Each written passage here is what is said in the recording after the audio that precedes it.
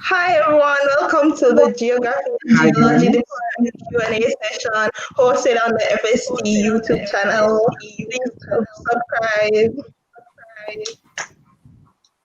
And we're going to start with a prayer. So, Kamaria is going to pray for us. Please. Okay. All right. Thank you, dear Heavenly Father, as we come gathered here for another session in which we can inform our first years and those are part of our department and a part of the faculty. We pray that you guide us as we answer these questions, mighty God. Give us the strength to answer them. Give us the clarity to read these questions and to interpret them, Almighty God. We pray that everybody who will come into this session will be informed and leave informed and will agree that FSC is the best thing there is. Thank you, Lord, for this opportunity, and we pray that you protect us throughout the rest of this session. Amen. Amen. Amen.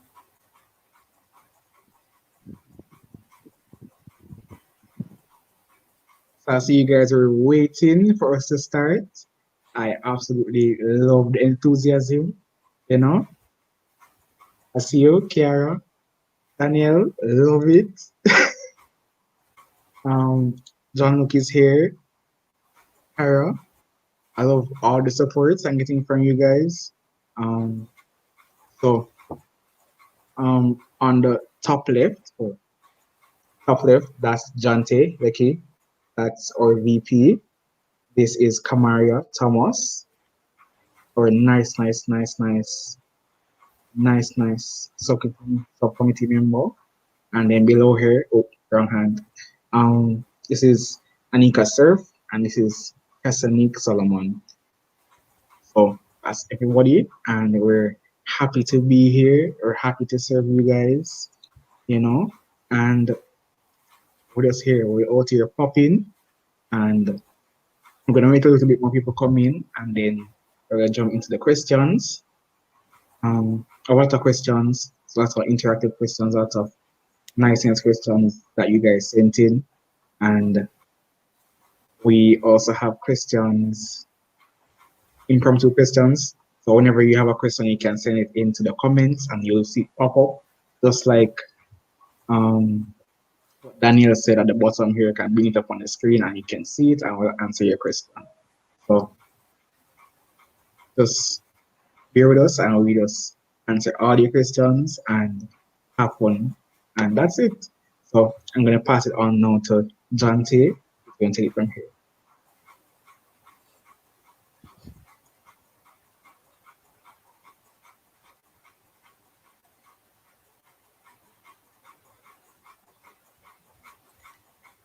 Ooh.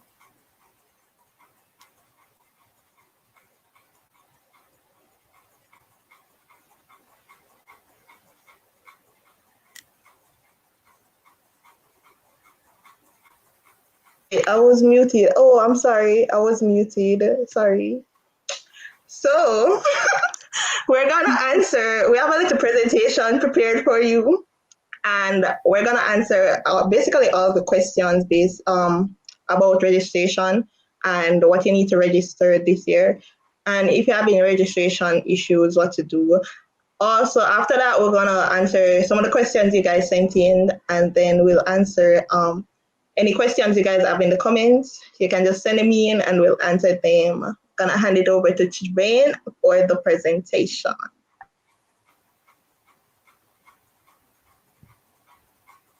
Back Hi to guys, you, Jane. let me share the presentation with you guys.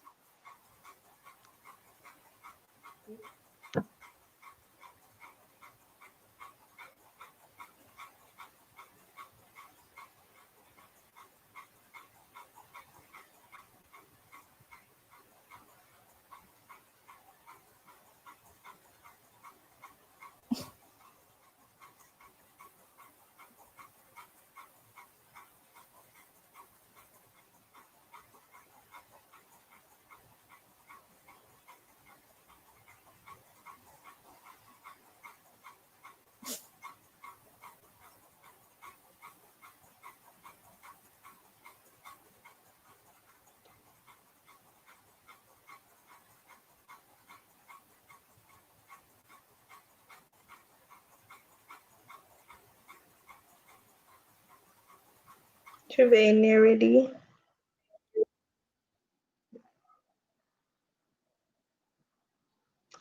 Hey guys, welcome to my channel. Wrong hand. I'm sorry. I keep phrasing as it's married.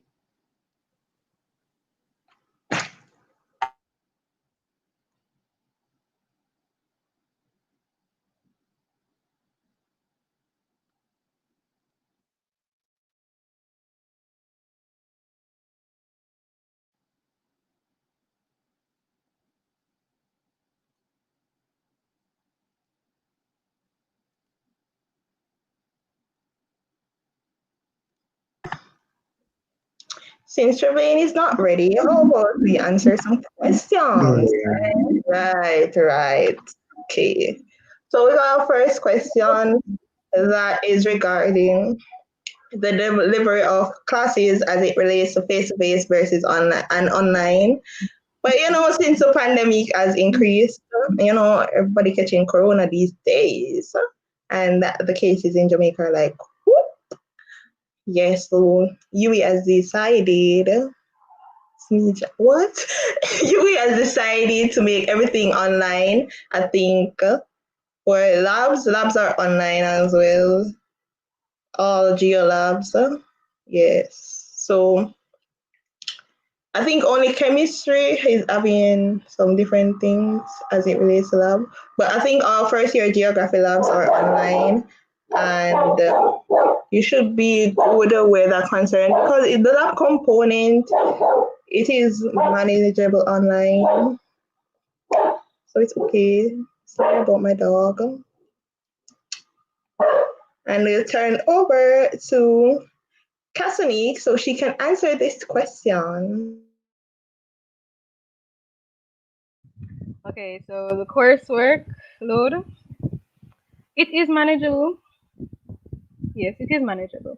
When you just start, like in your first week or so, when you actually start getting coursework, you probably feel like, oh my god, it's so hard, or it's so much because you're doing a lot of courses, or some people do up to 6 courses, and trust me, it will get tough when you have everything due one time or you have everything due in the same week. But once you find your routine and you find what works for you and you find how to manage your time wisely, everything gets easier and more smooth sailing as you go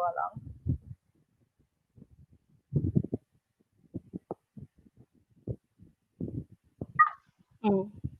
Study tips. This person asked for some studying tips and how to balance work and play. They also asked a lot of questions like, was it hard? Is it normal? The anxiety and hyping up herself for no reason. He or she is hyping up herself for no reason.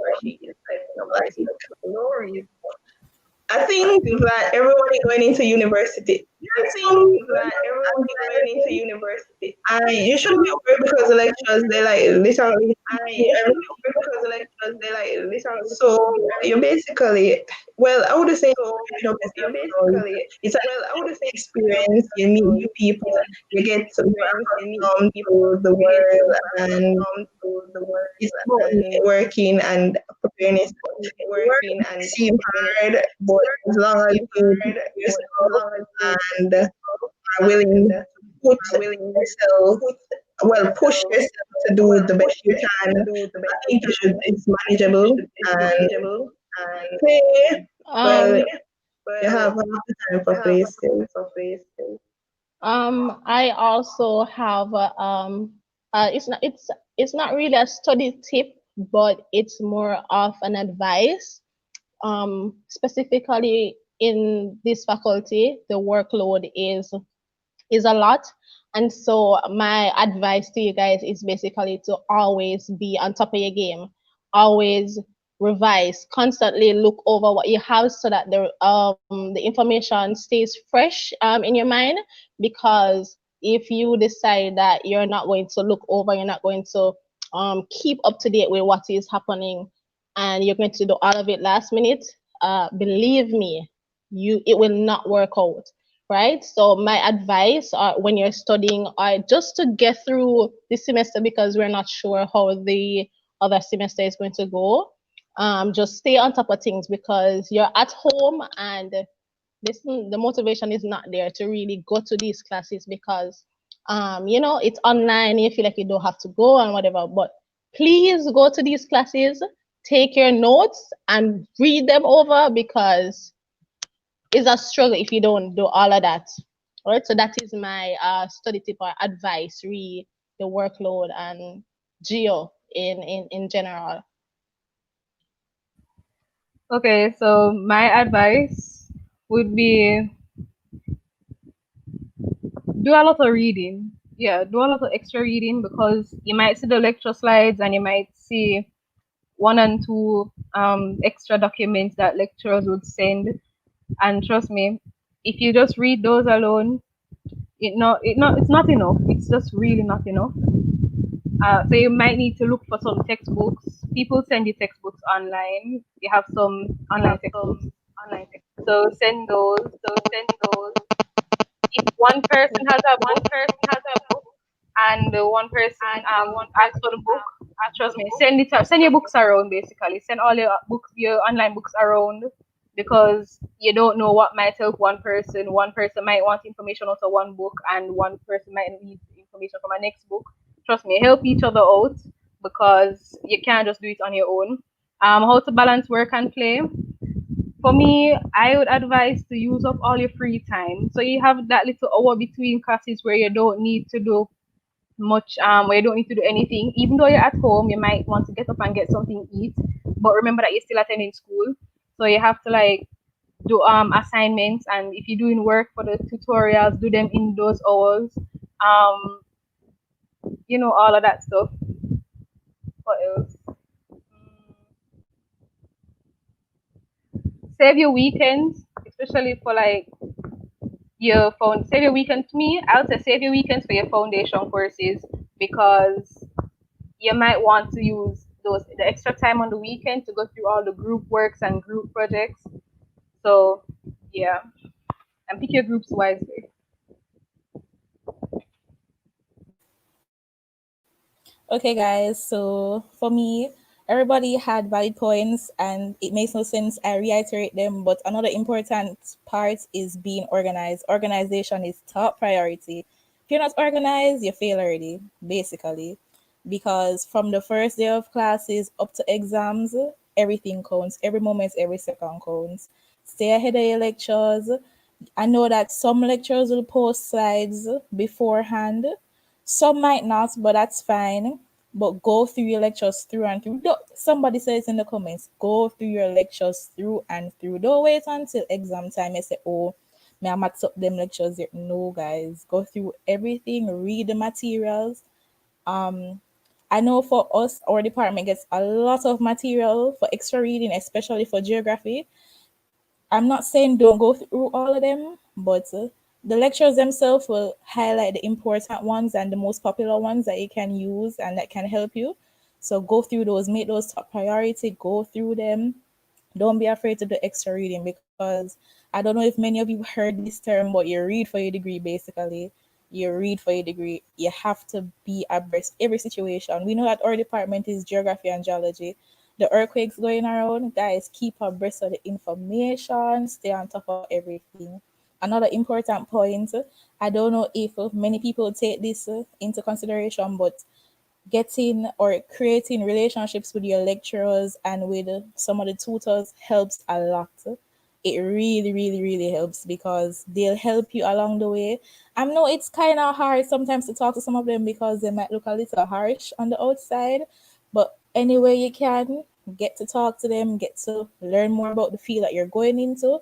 You have to find a way to build those connections from now, now. So just make sure you stay on top of your game because everybody is competitive and you're going into a competitive market and you're at a university with competitive students. You have to stay on top of your game. So that's all I have my two piece of. The next question is how the labs work for geography. Like, okay.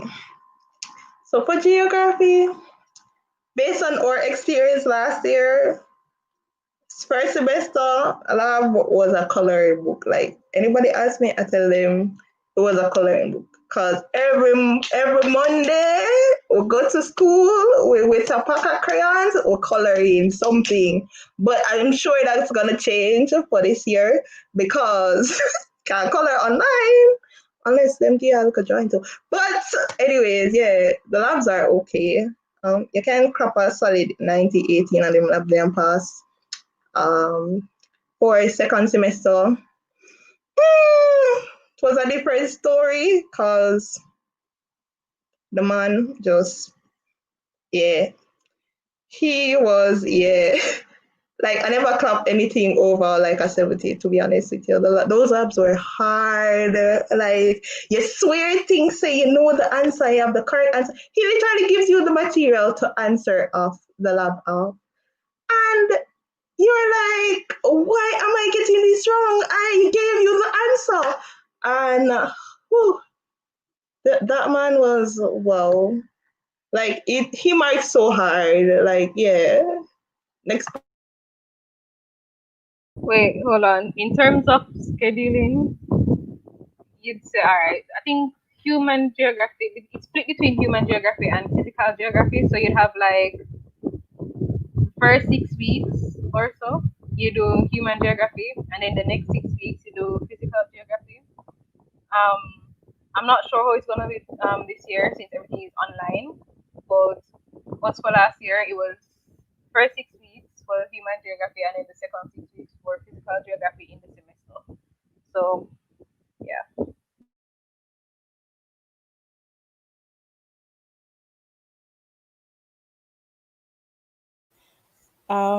My turn. Okay. For geography labs, first year, I understand what they're saying. It was a pain. Um, Basically, everything that you knew about geography from like high school, scrap that, start over, start afresh, new levels to this different ball game. And the tutors themselves will tell you, they'll be like, guys, it's a different ball game, this different setting. I think the hardest part is that yeah, they're basically presentations, but you get the information on how to do them, and you just can't seem to get those high grades. I don't know how. I don't know how. I don't know how it works. It just goes like that. But their presentations basically, yeah, presentations that you have to do, and they give you the information. For second year, it was kind of the same format. I know for one of the geography, the physical geo course, you have to do photographs. Sorry, aerial photographs. Um, I don't know how it will be like when it's online. I'm not sure, but interpretation skills are things that we need, especially for second year and for the geography labs. But they kind of follow the same tune with first year in terms of first 6 weeks, second 6 weeks.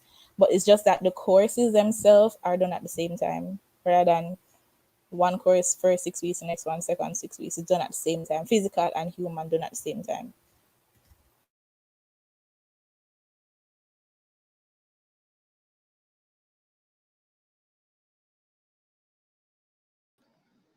Hi guys, hi again. So after the things they talked about are basically my whole presentation.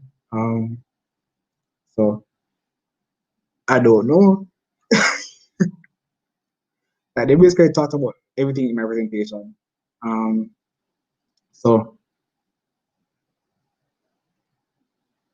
let's go through it basically. So this whole segment is called Between a Rock and a Hard Place, and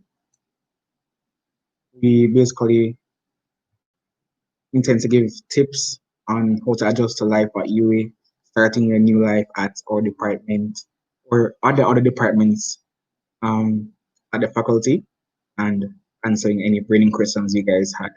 Um, so basically, what you need to know. So please attend academic advising.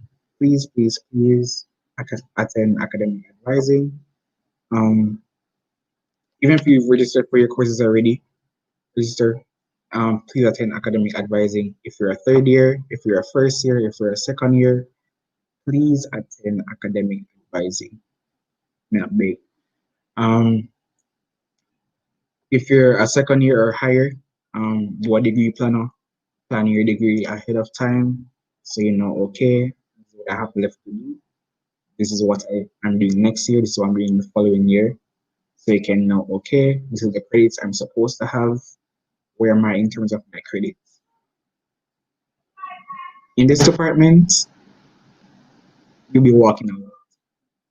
I'm not gonna lie to you, you'll be walking a lot. Um, we have usually have field trips every single year. Doesn't matter which year group you are in. So you'll be walking a lot. You have a lot of field trips. So be prepared for that as well. The next thing is if you're on in based on what's going on right now, if you're gonna be on the department, we have strict regulations in terms of what's going on. So a mask is mandatory. Social distancing is also mandatory. If you're going to the front desk, you talk through the window, but you'll see it all when you go to campus. The next thing is the lab kits, the lab manuals, and all the material you get from the department. So every year you have basically a manual. It's like um, a manual on what to do in the labs. It helps you to read and prepare for all your labs for the whole year, and sometimes it even helps you labs after that. So my manuals I have from first year, I'm still using them now. I am in third year, so please take that into note. Do not throw them out. Do not do anything to them. Put in your hands on them. Put in your jottings and keep them next to your heart. Keep them next to your bed. Keep them next to everything you hold dear. Um, Next thing is read your handbook and know your handbook. So in your handbook, you have whatever you're doing. Like let's say you're doing a major in geology or you're doing a major in geography or a minor. It depends on the year you entered. So whatever you see there is basically what you're gonna have to do to matriculate for graduation. So focus on the one for your year.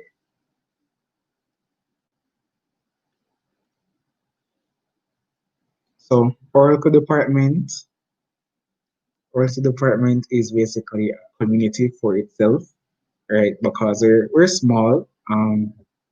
We're not attached to the spine. We're a little bit off to the side, but that's okay. Um, Being small and somewhat separate from the department, from the faculty, means that we have a sense of community within ourselves, and we always come together and we always work together as one. Um, so being on the department, you have this great sense of community. So when you get to the department, just expect that people will be talking to you all the time. People will be trying to interact with you, and that's to be expected. Um, so please look out for that. So don't be distraught when people try to talk to you all the time and the lecturers trying to talk to you and be friends with you, because we're all one community. We're all one society, one SciTech. Um, we're all the faculty of greatness. So even if when you go to the spine, people talking to you, just look out for it. When you're up on the spine, people will be there just talking, and don't be afraid to go to somebody and talk to them. Like people on the spine, top tier, like top tier. When I was lost in first year and couldn't find any of my classes, I was looking for lab 2, and the class was behind me. I was up and down the spine the whole day. Yeah, man, I was the one big idiot. So just know the faculty is one big community, and it's just one. It's an experience. It's really an experience. So look out for that. I just talked about this. Ask for help if you need it.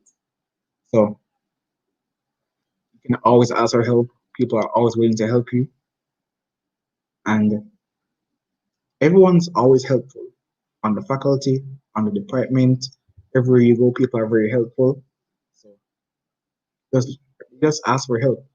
Um, Sometimes response times from lecturers and tutors can be very slow, but you have to be very patient with them because they are people as well, and they go through what you're going through. They go through stress. You, you go through stress. If let's say assignment is stressing you out, it's probably stressing them out to mark it because it's everything is a cycle.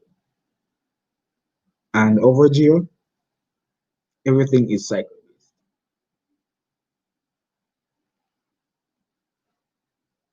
The next thing, the next topic, it is self-explanatory. Like just read it. Let's look at it. Look at it. Look at it. Google is your best friend. Like your best friend. And like YouTube, when I say YouTube is like this is Google right here, and this right here, like slightly above it or slightly below it, is YouTube. Like that's how close they are. All your questions can be answered with a quick search of Google and speaking to somebody on the department, like let's say, like anybody on the department. Someone on the department will be able to help you. If you're second year, third year, the secretary, the lady that cleans the rooms, somebody on the department will be able to help you and guide you to the right direction. Like I'm telling you, anybody on the department can help you with anything that you need to know. And for your classes, other stuff that you want to know in your classes can be found on YouTube. And also the course material can be found on YouTube. So you can, if you want to learn ahead of time or jump on your class or simply read or watch before going to class, you can because you get a syllabus before time and you can go through it. And also lectures tell you what's coming up next. So this is coming up in next class. This is coming up in the following class. We have X much labs this year. This is what they're all going to be about. So that's also stuff we can learn beforehand. The next thing is joining clubs and societies. So we have a ton of clubs and societies at UE. Like when I tell you, you have a ton of clubs and societies. If you have an interest in something, you can probably find it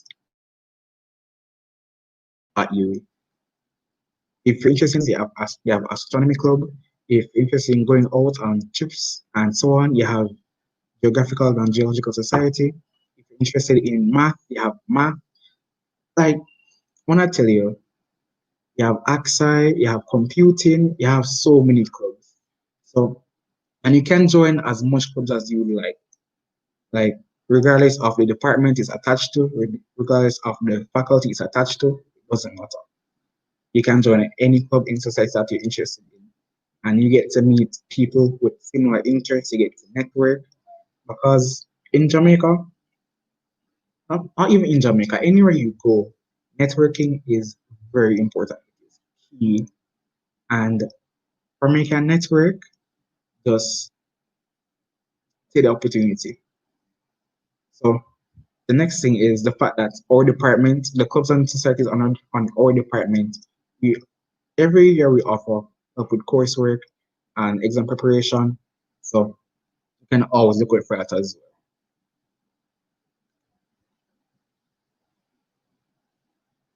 We just talked about this. Kamaria, Jante, Anika all talked about this. Please participate in your classes, participate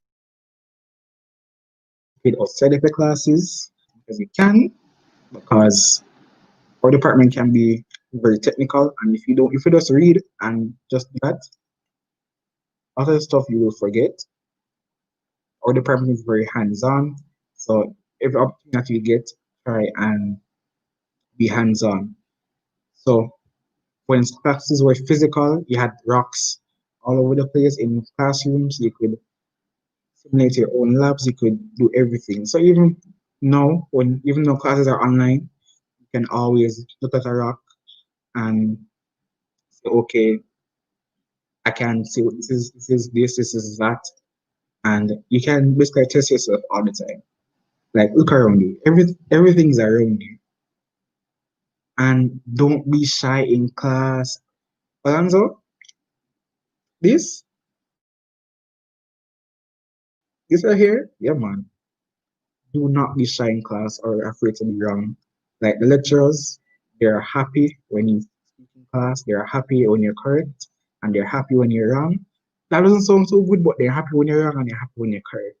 Because either way, you're gonna learn how to be correct and learn the material. And other times when you don't know what's going on, the chances that everybody else behind you or in front of you don't know what's going on is it's very high. So you asking a question helps the whole class. You being correct helps the whole class. You being incorrect helps the whole class. So that is key.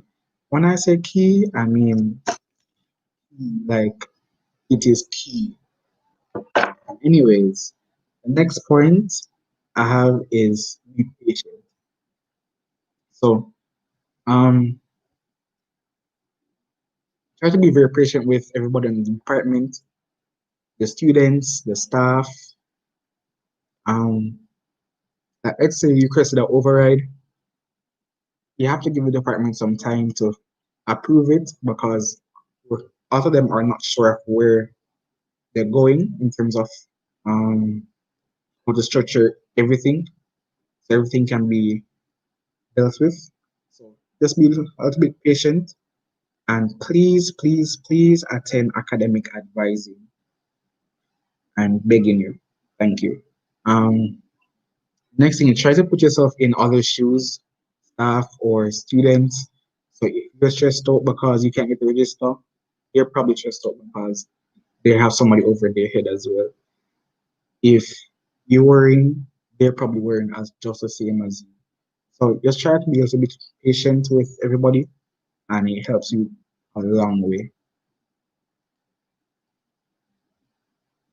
So the next thing is a very key point. Everybody can just take a screenshot of this little page here. It says, speak to your academic advisors.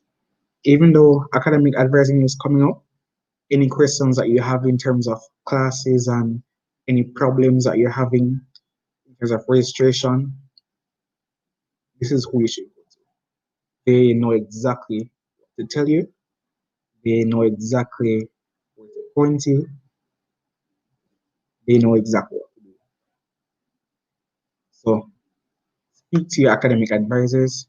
So Dr. Steman is usually the academic advisor for geology, and Dr. Michael Byrne is usually for geography. We can go to questions for any of them, to either of them, and they'll try to point you in the right direction. But take it into account that the emails might be a little bit crowded right now, so give them a little bit of time to reach out to you and respond to you. But they will reach out to you, they will respond to you in due time. So that's basically the end of my presentation, but I'm gonna say to you guys, please stay home if you're feeling sick. Avoid going out if you think you're sick or if you have any symptoms. Wear a face mask in any face-to-face exchanges. Please stay 6 feet apart from each other. Use hand sanitizers. Avoid touching your face, eyes, nose, and mouth, and wash your hands regularly. Please, please, please keep yourself safe and protect yourself. And the department and the faculty wants the best for you, so please take care of yourself and just make sure you're handling everything well, mentally, physically, and ensure that you take breaks in everything that you're doing and don't let anything stress you out too much. Thank you so much. We're going to go back to any questions that you guys send in the comments. So if you have any questions, you can send it in the comments and we will answer all your questions.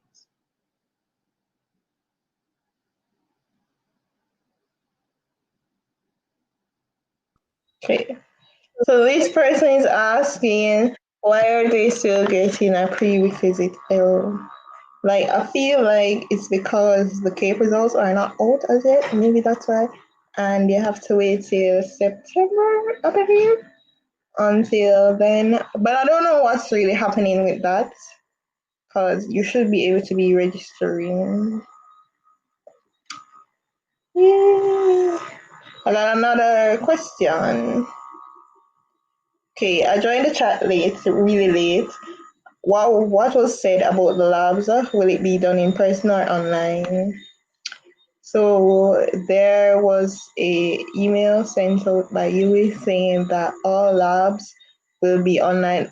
Well, every course aspect for geography, biochem, computer science, chem, physics, life science, everything should be done online and nothing should be in person. Yes.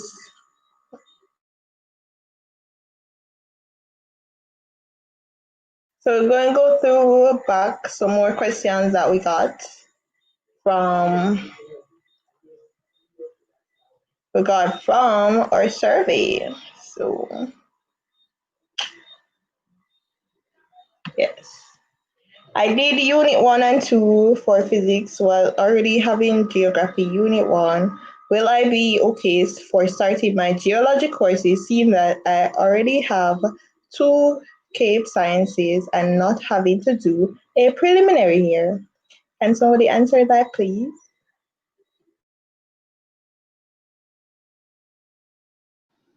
Okay, I'll answer that question for you. So the prerequisites for doing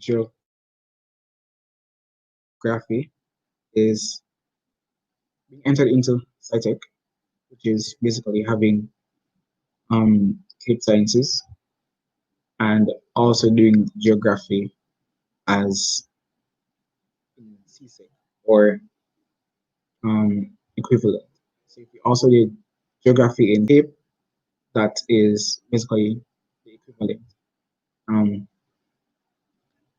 so you should be able to register for geography or geology.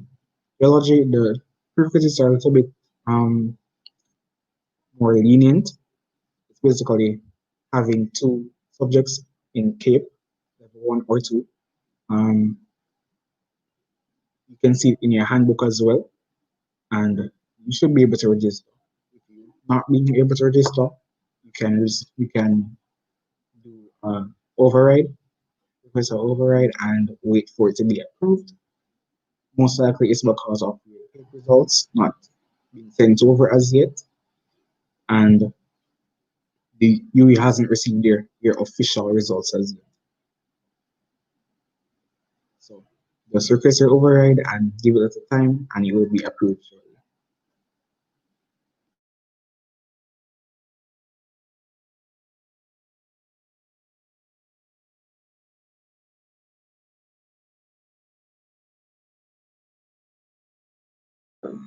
This person asked a question I just answered. Like, you should be okay once your CAPE results come through. I don't think they will hold it over your head right now. You just can't register for courses yet. And you should be able to before teaching starts, I believe. Okay. The So next person said, okay, can we go back to that question, sorry. like for 1 second? So even though registration is open, you're not required to be fully registered as yet.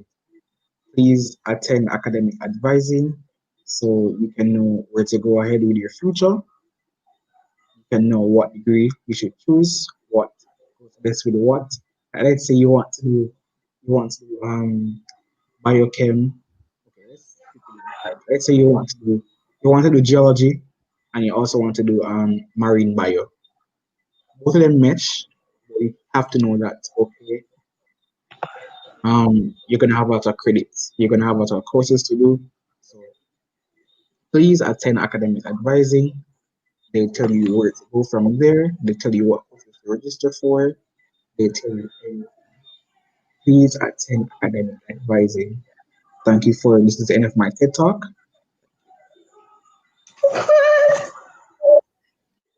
No, okay. So can I still do geology if I do not have two Cape Science subjects? I mean, yes, you can if you do a preliminary year. Because the requirement for SciTech is two Cape Science subject really. And you have to do a preliminary year if you don't have that two science subject. The preliminary year is basically a substitute for a K, basically. That's it.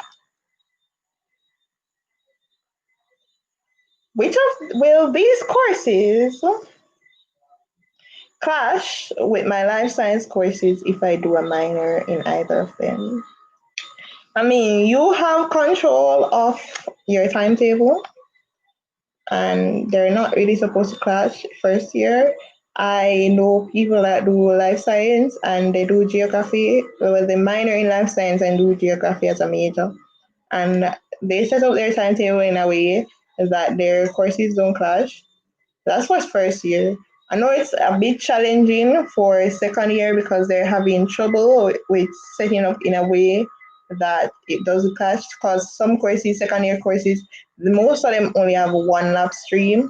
Like in first year, you have more than one lab streams. So yeah.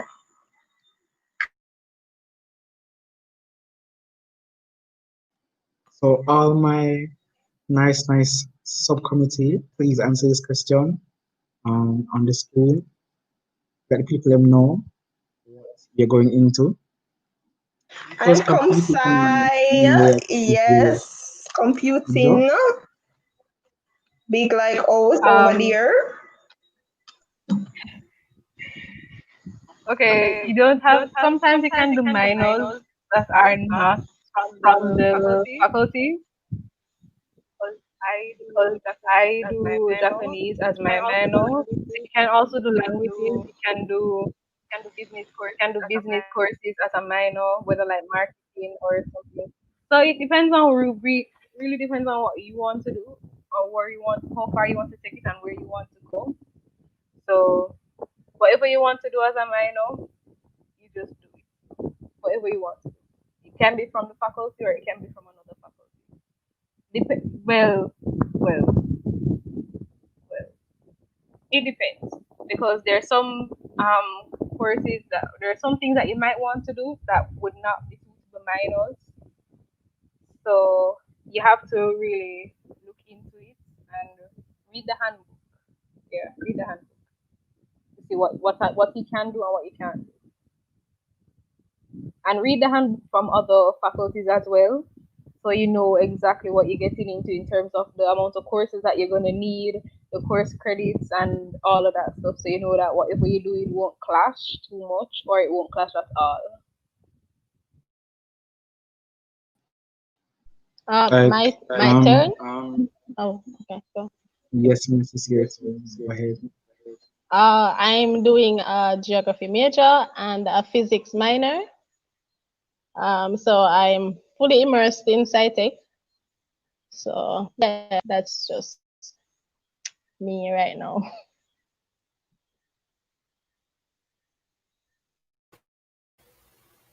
Okay, so I'm doing a geoscience major and a life science minor.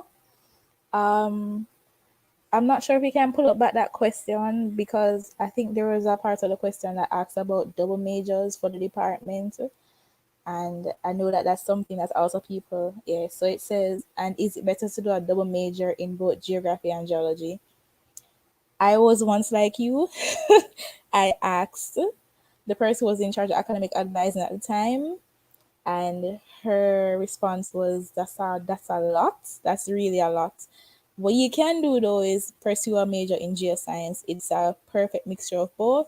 And even if you don't want to go according to, well, okay, you have to go according to what the prerequisites and the courses are listed under the geoscience major in order to get the degree. But you can do other geology and geography courses if you want to even out the scale. So I know that for the geoscience major, some geology courses aren't necessarily required, but you can do them if you want to go into that field. So petroleum mining, that course is not necessary for the degree of geoscience, but you can always do it if you want to have it in the long run because you want to further go into that in the future in your master's or your PhD.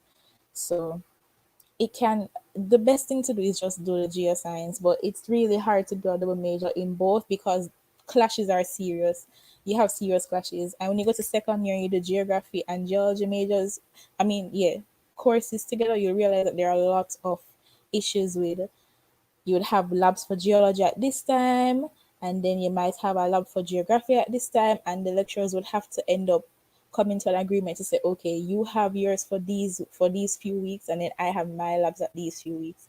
So it's really hard to deal with both of them at the same time as a double major. So you might want to consider doing geoscience, or you can just do a major in the one that you prefer and a minor in the other one.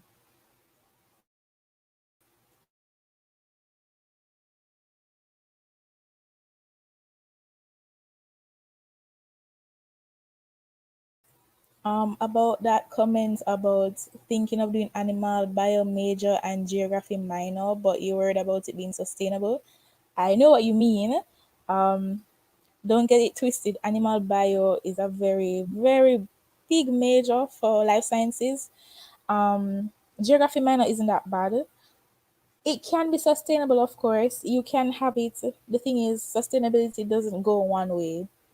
Sustainability doesn't really go one way. You can pair it in many different ways. You can do a geo and chem to get sustainability, to get a sustainability degree, or to get a degree that would qualify you to do something in sustainability in the future. So it can still work. It really can work because remember that your bachelor's is your foundation. You can go higher. You can go to your master's. You can go to your PhD. You can go higher. So that will be fine.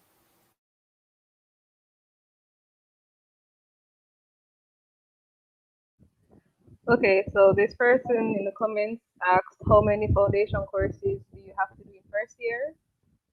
Any amount you want to do. So you can do one in first year and one in second year and one in third year. You can do two in first year, one in first semester, one in second semester, or you can do all three of them in first year, one in first semester, two in second semester. It all depends on what you want to do and how you want to space them out. Because I did two in first year, one in my first semester, one in my second semester. There are others who didn't do any in the first year, so it depends on what how you want to space them out. My advice would be to do like two in first year to get them out of the way. Um, Critical reading and writing, the foundation course, 1014. Do that in the second semester of your first year, and there's also the you can also replace one of the foundation courses with a phone 1011, the Carib civilization, Carib civilization or Longo. You can replace either of them with a language. So I replace Longo with French. So it all depends on what you would like to do. You can do all three, or you can replace one with a language. But Crick is mandatory, so you have to do that one. And the best advice is to do it in the second semester of your first year.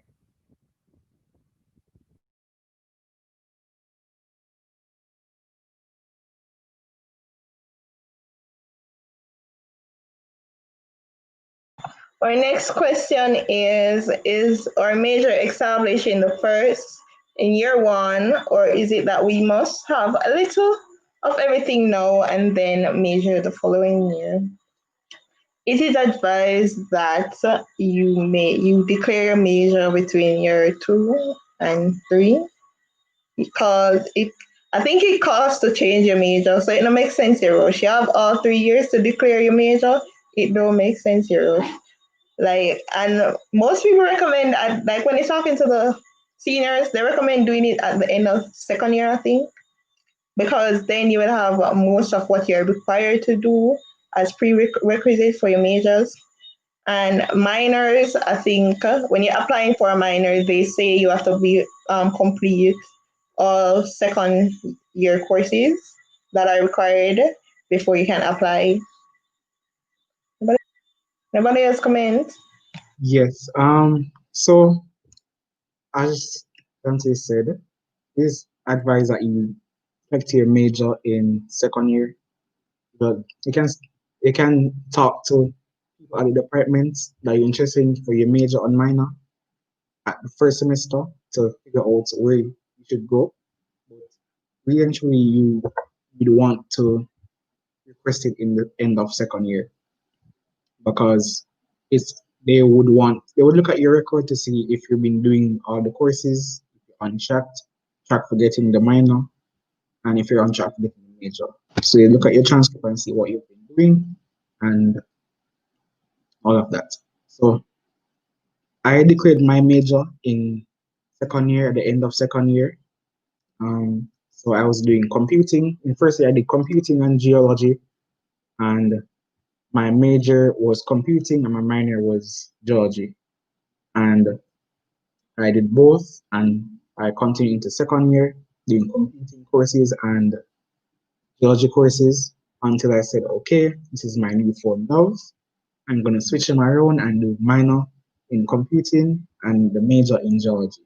And so you don't have to figure out everything in first year. First year, your major is general.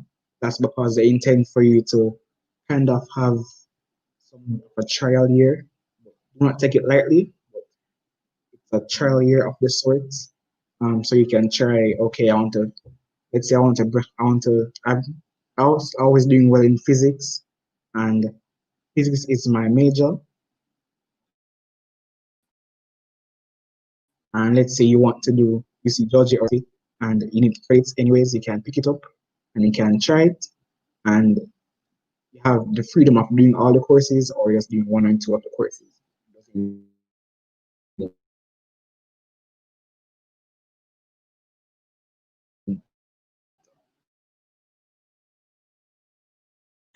Trevin, your Wi-Fi went, I think.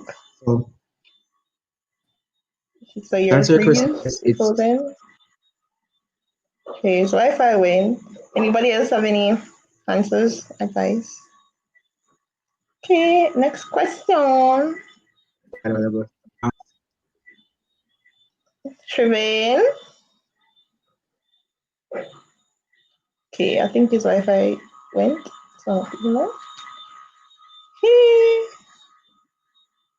So next question asks is, where are some places we would visit on field trips and how often? Kamaria, I think you're the best to answer this since you're third year and me second year never yet go on field trip. Uh, you didn't go on any field trips since what? No geography field trip for first year. Oh, okay, so geology. Okay, well, for I think geography and geology you have for Ocean is back. For geology or field trips for first on year on campus. Yep. campus, mostly on campus. I don't remember if it was second year or was second semester or first year that we went up by the Mona Dam side for one of our geology courses. Skyline, But geology, pardon? Skyline Drive. Yeah, which year was that though? First year, second semester, or first year, That or was first second year, year? second semester. Yeah, so first year is mostly on campus and around and close to campus. Second year geography field trips. For the physical geo, because I only do physical geo. I'm so sorry, I don't do human, but I know that they went out and did some survey taking. But for physical, we also did survey, but like physical aspects. So we went out by Palisados and we did beach profiles, beach sediments, all the works for beach topography and those kind of things. For geology now, geology, where do we go for trips? Well, I don't remember So for any trips. geology, Yeah, I have a lot of trips for except for second except semester. for oh, yeah, I have a lot of trips for second semester. the main Um, geology trip. Okay. so for geology, you have water resources, which brings you to Clarendon. Um, you have SETI, which I don't remember what SETI brings you to St. Catherine, or was it Um. high upper St. It was upper St. Catherine, Clarendon, and St. Mary. For 2204, which is field techniques, it is a residential trip that we have for persons trying to major in geology. I think geoscience also does it. Um, Yeah. that brings you to the border of Clarendon, St. Mary, And and St. Catherine. um, Guys Hill, basically. Yeah. what's the next part again? You're St. out in the Catherine. bush. St. Wasn't it Catherine, St. it Catherine? brings you out Yeah. in the bush for a Yeah. whole week. Yeah, and you walk. So the thing is, you for the first day they carry you around and they show you what to do, and then after that you're on your own with your team, basically. So you collect your own data. You walk along the roadside. Don't get hit down, guys. Don't fall down any deep crevices either. Don't get hit by any cows. Don't get run down by any cows either, because we had all of that. Don't get ticks because you'd get cow ticks and all of those things. Yeah, but it was fun. You learn more about geology on that trip. I swear to you, that trip opens your eyes about geology.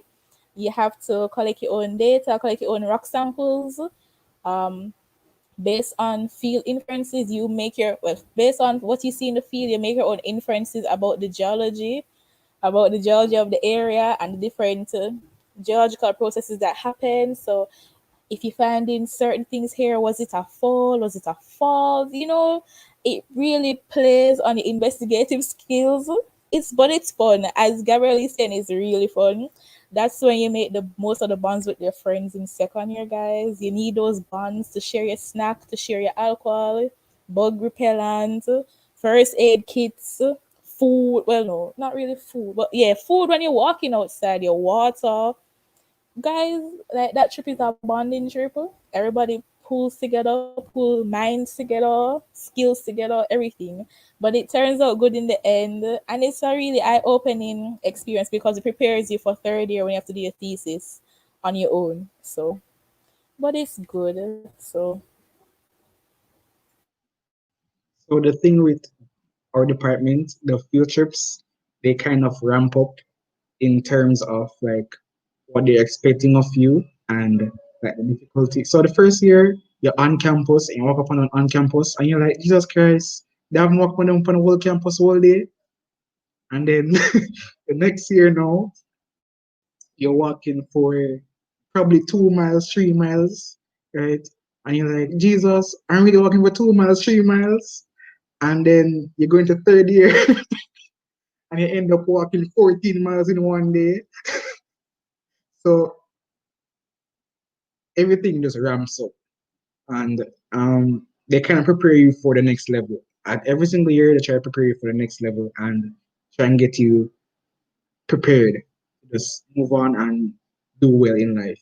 So, at times, people in the department will have internships or working while they are going to school. I have a lot of friends who are working at geophysics, exploration firm in Jamaica, working from second year, right? That can tell you that, okay, from second year, you have a lot of information, you have a lot in your head, and they're basically having you put your best foot forward.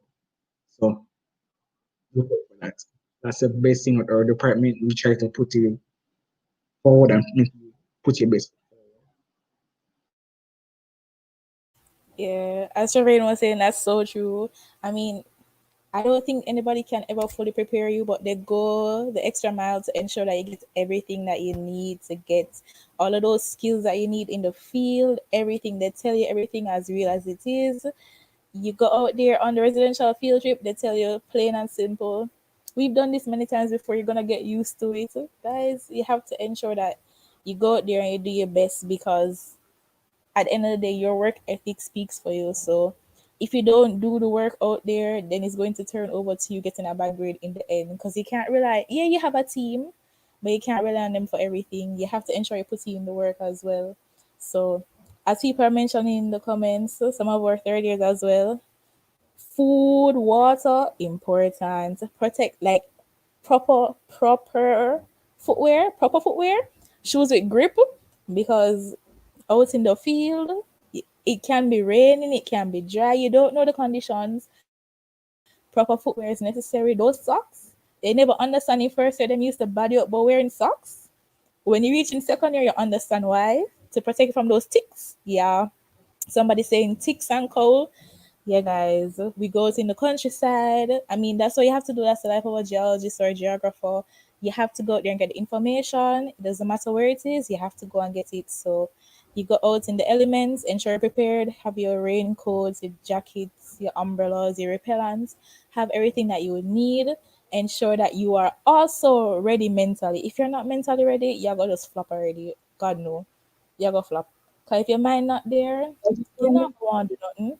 You're not gonna want to do it. So put yourself in that frame of mind to go out there and execute, and just know, say, when it all done, you get a good grade and you get a nice little A and them things there, so you can actually put yourself in that frame of mind to do the work.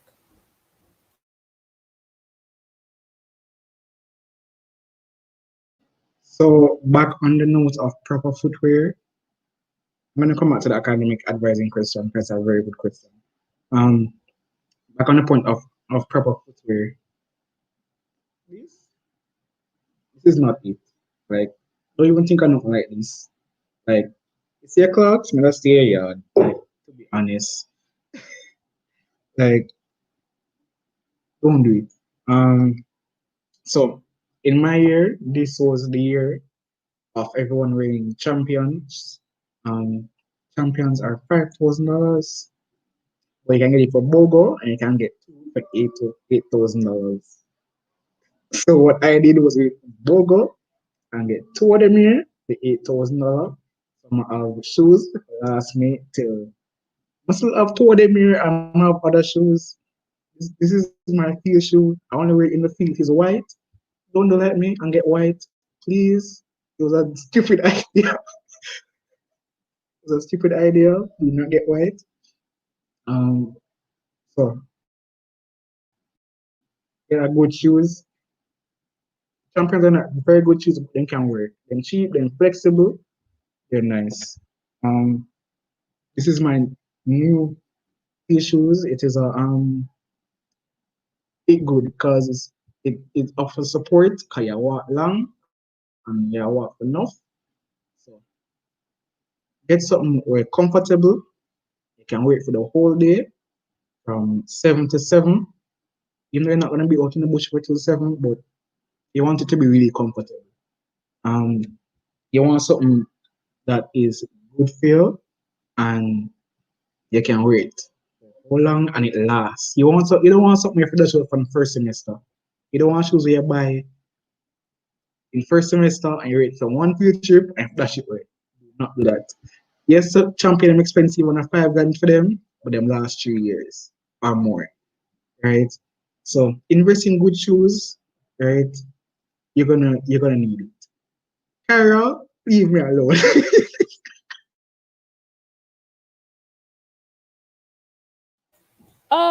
Whoever someone said have Crocs Crocs somewhere? cannot work, guys. Crocs Crocs cannot cannot work. work. No, they will not allow you on the trip if you're going Crocs unless you have your sneakers in your bag. But you can't. Them not gonna allow you.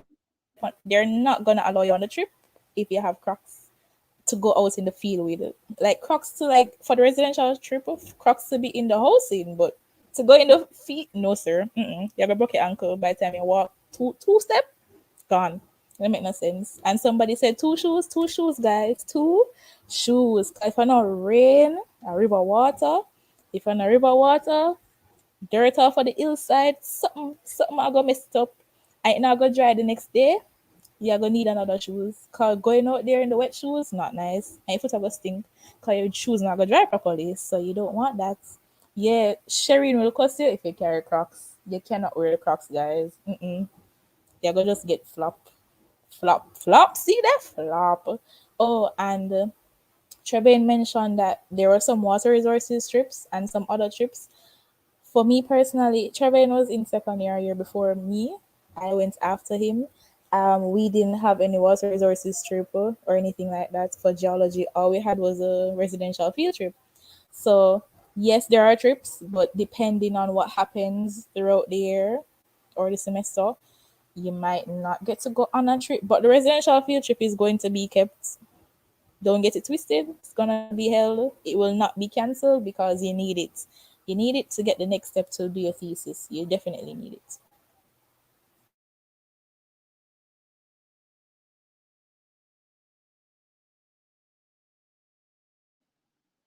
So the next thing is the fact that when you're in geo, you will see some sites like in my phone. I have so many pictures from so many places that, to be honest, I can be really honest. I would have never been there. I would have never went there. Um, yes, have some beautiful pictures of some beautiful places that you've never seen before. So one of the time I really have to think like, how did these lecturers figure out where these places are? Because after the places you have to walk for a long period of time and walk into bush and find. I really have to wonder how this man find the places, but just say, not too amazing. In there, mother. Question at the bottom, guys.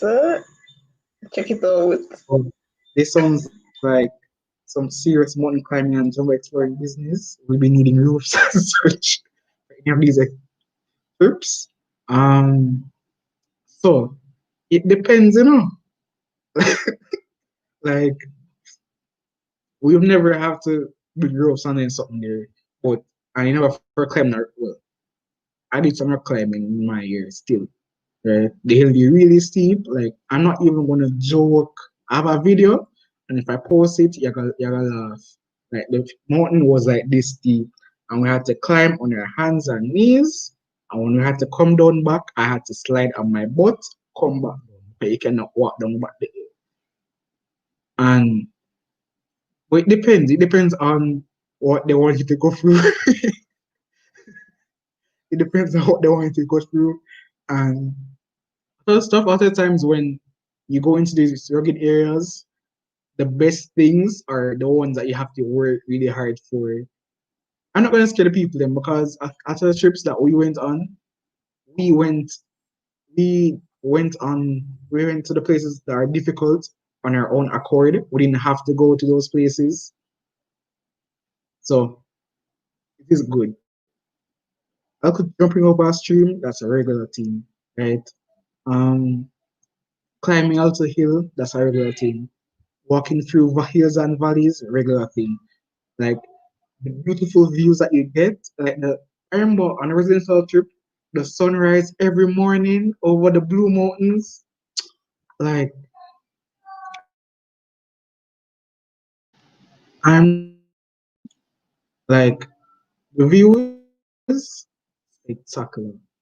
Like sipping the tea that they give you every morning over that sunrise and sunset, nothing can compare.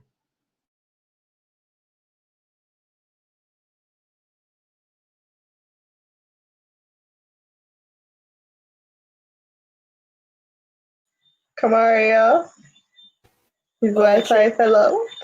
Yeah, he's right by Yes. fellow. But what he was saying was I'll facts. continue the stories cause it Um, just sound like some it was bad thing. facts. It's an experience, but it's all about the life of being a geographer or geologist, guys. It's all about the experiences, you know. We live for these experiences. So yeah, you just have to experience your own one It will be different each time, but it will be along the same lines, just different details, but it will be the same thing and you'll enjoy it. Yes, you'll be scared or you'll be very, I don't know, anxious some of the time, and sometimes you go stressed out with doing the work, but it's really good. You're going to be so well. Some of you might be sad leaving. Some of you would be really want to go home because on the tired ticks and I don't want the warm water on the house. Oh yeah, there's not really warm water. Was there warm water? I don't remember. I don't know. No. But Girl, guys, it's a the hill really that you're nice. on. We're at the same level It's at a the hill top up as the hills in front of us, like every right? morning, every The early morning. It's we're nice. there well high. The water was freezing cold at night. You don't want to shower at night. As you get home from the Yeah, you field, sure you when go you bathe. come back from the field. Yeah, you don't wait. And you always try your best to be the first group to come back so you can get all that time in the shower and wash off all the dirt and relax. Guys, let me tell you, out there doing all the work, it nice at times, but then you just want to go back and relax and lie down on the bed. Because every evening them pester you and talk about come do this, come do that, come do this work. Because, I mean, they have the right idea because they don't want everything to pile up on you on the last night, but it still does. But every night you have to work on your maps. You have maps to work on. You have your interpretations to do. You have your stereo nets.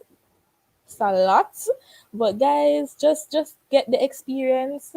Make sure you enjoy it the most. Like it runs off really quick. Like you'll be like, yo, this can't do summer can go home. But then by the time you quit, you reach home and you go home and you're like, yo, although there are some hard parts to that trip, it was a good experience. The sights, the friendships that you build, the bonds. As people said, the warm breakfast and the tea at the morning time, overlooking the views. Guys, it's amazing, really. Really, really amazing. So, just take your time and ease through. Oh yeah, as I was saying about the trips, so Trevin had two separate trips for like water resources and summer else. My own for our group was combined. So it was like water resources and plate tech, I believe. Had a combined trip. And we did go all over the place. I can't remember everywhere. We did go like all Bull Bay. Bull Bay? I don't remember. We go Bull Bay, we go some river. We go outer river, outer bush. Cane River.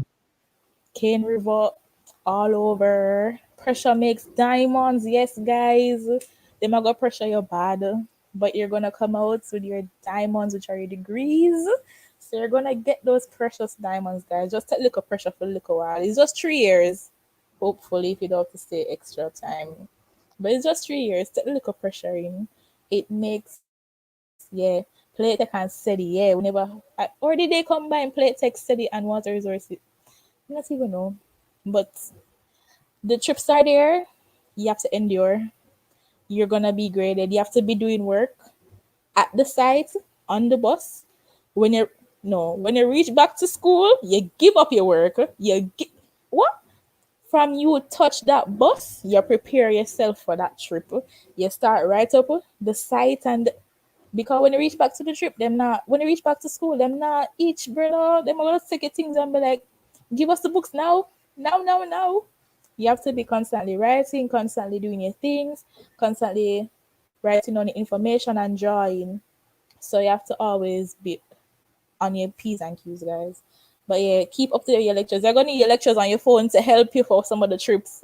You'll need your lectures, and if Mr. Mitchell is there for your trips, just stay by his side. Cause you see when him take off, him take off. Him take off like a plane. You're gonna be running behind him to catch up. So just walk up and catch This them. man will They take might look two unfit. steps They might look and old and he unfit, is but them fast. 6 feet ahead of you. He Them will take two fast. Yes, steps. who remembers Mr. Waldo? Yes, guys. Mr. Waldo from Angela. Angels. He always Yes, Ah, them that man. Yo. It's worse than Waldo. Please understand that. That man will take off and you have to run behind him to catch him. Please know that it guys just walk in that exercise. If we're not unfit, prepare from now. We never listen. But me, never listen. If we're not unfit, prepare from now. When I got a ball, the place I got hot. That is one thing. It's Jamaica we live in. Place I got hot. You go up a Mona side, up a Mona. It got hot. So guys, just prepare yourself. It's gonna be fun. You're gonna learn. It's all about learning, guys. That's the good stuff. Learning. But sure, take And over. they start you off small. They start you off small, so you don't have to worry. They ramp it up level by level. So don't think you're gonna be walking 14, 15 miles in one day at level one. You're walking around campus. So please don't think you just jump there. It's gonna put you off into this deep, deep river to go and try swimming on. They're not doing that. They're helping you the whole way. And even when you're in third year, they're helping you the whole way. Even when you graduate, they're still behind you. Like it's when you graduate, you come back to school and you see your face. Come on, department stop keep.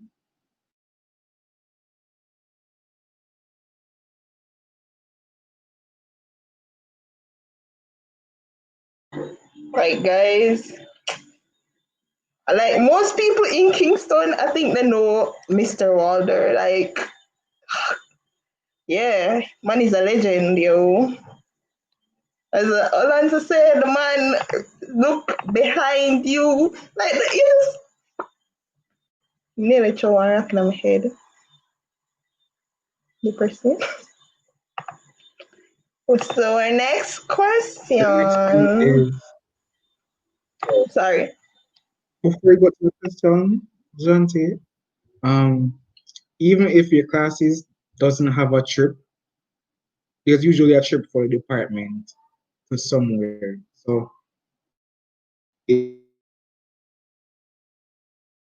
either like listening waters,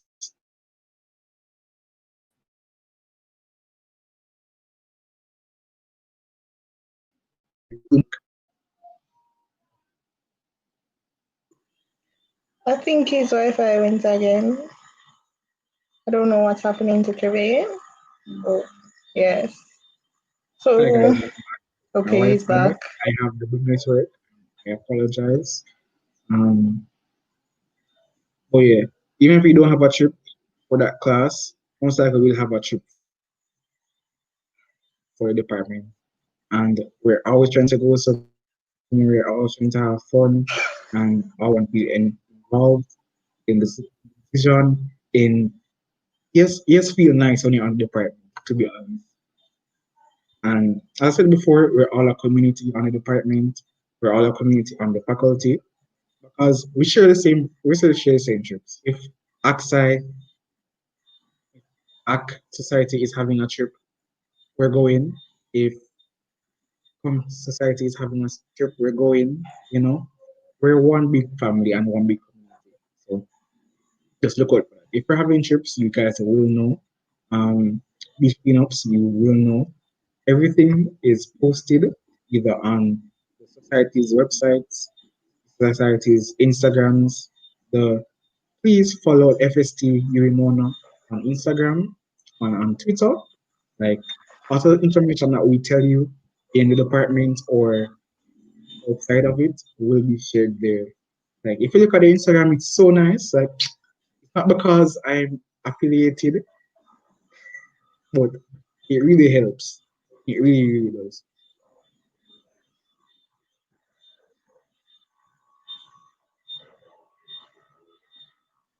So back to Jante with the question. And go on now. So our next question says, have students found good paying jobs after completing a geography and geology degree? I would assume they have. Yeah, So, geography and geology is not just a teaching. Like if you do the subjects, your only career is not just teaching. There are many different career paths you can go into, and Trevane is going to say them. so with our major, whether geoscience or geology or geography, you have a lot of jobs, you have a lot of options, you have a lot of things you can reach out and get. Um, when you go abroad, people are looking for people with geoscience majors, like Canada. Like when you just say you have a geoscience major, you have a job, like them to snap you up. It doesn't matter if you're in school at this moment. It doesn't matter. Just when you have a degree and you have a reasonable GPA, you will be snatched up. Um, for geology, I know people who got jobs in their field from second year while they're doing their course and they're being paid well. I have I even have I even know some lecturers and some people who graduated already that started working from they were going to school and they matriculated in or they grew in their company until they're making big figures, right? And enjoying life and just living life. I have a friend that graduated last year and he's making money right now, like honestly, because he graduated with an honors degree and the company legit came to him and took him. Um, Additionally, on the department, we're trying to have internships and a job fair for you guys this year. So look out for that. So you can look out for jobs. You can look out for the internships of opportunities. So that's very nice. For geography, this degree is broad. Your opportunities, a lot of opportunities are there for you. At the time when people hear geography as a major, they think, okay, you'll be teaching. That is not. You can go into aviation, um, you can go into fieldwork, you can do a lot of things. Like I think even if you go to Indeed.com and just type in geography major, you see all the other options you have. Don't think it's limited. You have a broad spectrum of jobs for across the whole department. John say? Jermaine. So next question asks is never mind. Does Jamaica cater to those who like hydrology? And if yes, which companies and the salary ranges? So this question right here, are you aware we're on an island? Like we're on an island. We're surrounded by water, right? Like if you don't have water, people ball. Look at NWC. Um, you have water, National Water Agency. You have a lot of companies out there We have water that resources. will snatch you. Like it doesn't matter if you're working on water quality. That's really helpful. They love that. Water quality, work on water quality, um, on wells and so on. You have a lot of opportunities. You have a lot of things you can work on. And if you do a good research and a good thesis on anything in hydrology, I can assure you your position is set in stone. And at the time you can gain funding from the government depending on what your thesis is about. So if it's something that's really important to how the government can move forward, you can get funding or you don't have to be get funding from government, you can also get funding from private industries. Let's say if you're interested in metallics, you can go forward to mines and geology or the Ministry of Mines and get ask for help, and they will most likely help you in getting it. So yes, we love people in hydrology, we love people in mining, we love people in study. Basically, when you're doing geo, you're good. I'm not gonna say we're better than anybody because we are not, because geo is everything you can find over our faculty is included in geo. Math, comp sci, everything. Everything is in our department. Packaged all together in the 40 odd courses that we offer. you can find something that you will love and something that you will do great in. Back to you, John. For geology, is it possible I could work within the mining industry, for example, oil mining? I don't do geology, so a geology person, you're up. Yes, you can, because you have petrology. That alone basically tells you, hey, yeah, you can work in oil mining. And you can work in the mining industry. As Trevane said, you have mines and geology. They have a branch there called economic minerals. Yeah, so you can work there. Or you can work anywhere, especially overseas, or if you want to look for opportunities here in Jamaica, you can start your bauxite industry. Listen, you have places where you can go. You can do petrology as well if you're doing oil mining. So in third year, we have this course as referred to as metallic and industrial materials. In that the 12 weeks that we have that course for, you will learn about also the companies in Jamaica that offer mining, the companies that have a possibility of hiring you in terms of mining and let's say petroleum. Um, you have a lot of options. They teach you a lot of things in that 12 weeks about metallics and mining and how you can set up yourself for moving forward successfully in mining and in the industrial metals and industrial minerals industry. Um, so let's say you're interested in doing petroleum, going into oil, you can do metallics and petroleum, and you are good. You have your foot in the door, and even in the courses, they try to give you and allow you to have some opportunities. So if any opportunities come up in the course, they will kind of help students to get an opportunity in the field. So I'm interested in doing mining, and my thesis is initially in going into mining in the Blue Mountains, not mining up Blue Mountains, but seeing if there's anything there found, and we can figure out where else we can find stuff. And my thesis in mining can also lead to me expanding and leaving Jamaica to get an even bigger job in mining in somewhere else, let's say Canada or all that. So it really helps, and all the courses that we have on the department really allow you to put your foot forward, your best foot forward.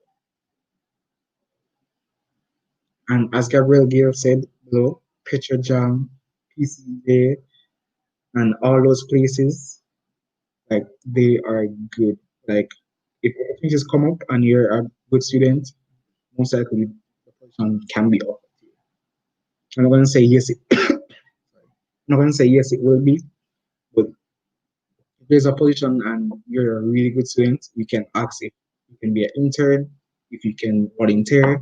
It's always good to volunteer because you set your foot forward and people get to know you and you get to expand your brand.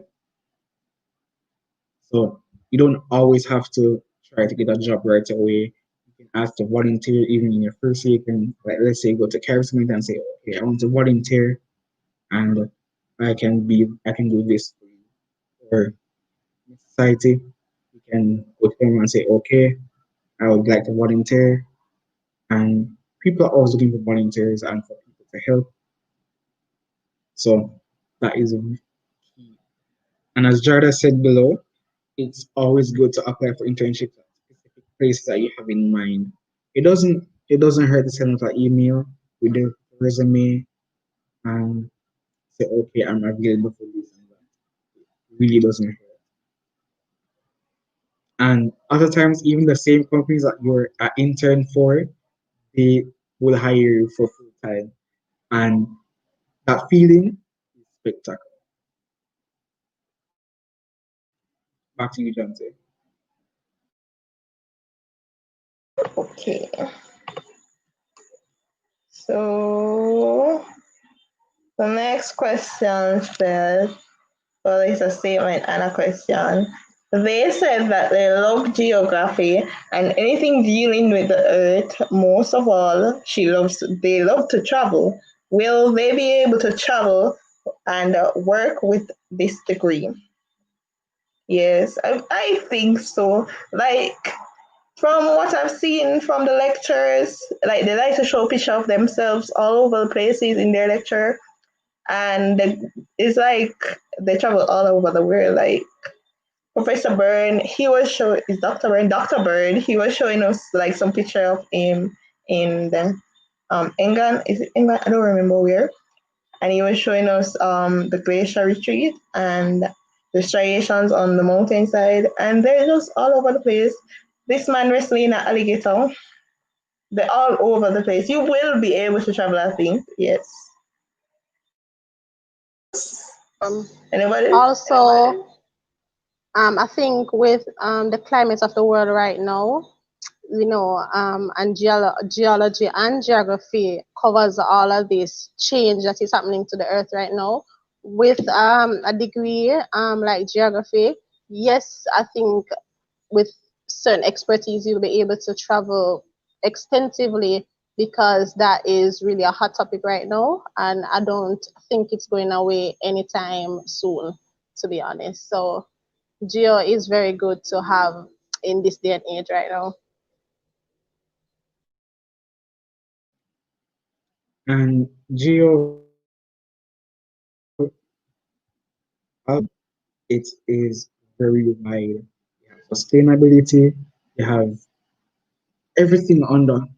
If it affects you as a human, it is under geo. Like it's legit called human geography. If it affects you as a person, it is there at geo. If it affects you in any way or form, most likely you can get a job in it. If it I I cannot emphasize this enough. Back to you, John.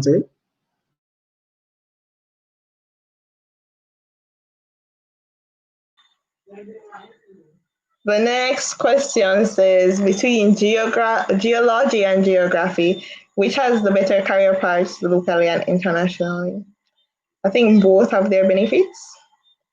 And I can't say really any is better internationally, locally, because hold on, because I guess with your major in mind, there you just have to find those that are suitable to you. I think there are many jobs in both subject areas, both locally and internationally, and they pay really well. It's not like a little petty change like a bus driver or so. You're getting your money for your degree. So yeah. Anybody else? I think also it's based on your preference and what you like better because it depends.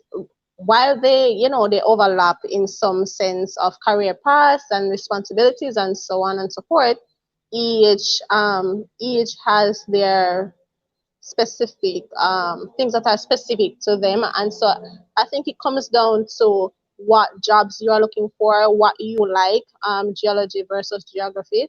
And as I said, linking it to the previous question, right now, these jobs, both locally and internationally, are vast and the opportunities are endless, really.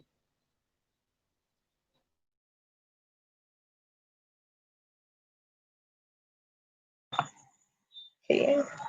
So this person, it's a two-part question because it could hold in one. It's a statement and a question again. They say they tried applying for Earth and Environments. I think that's the geologic course. And they kept getting an error, although they chose all the required courses and have the required grades. So they emailed the faculty and many teachers numerous times, but they haven't gotten any answer. So they're wondering if it's they should be concerned, basically.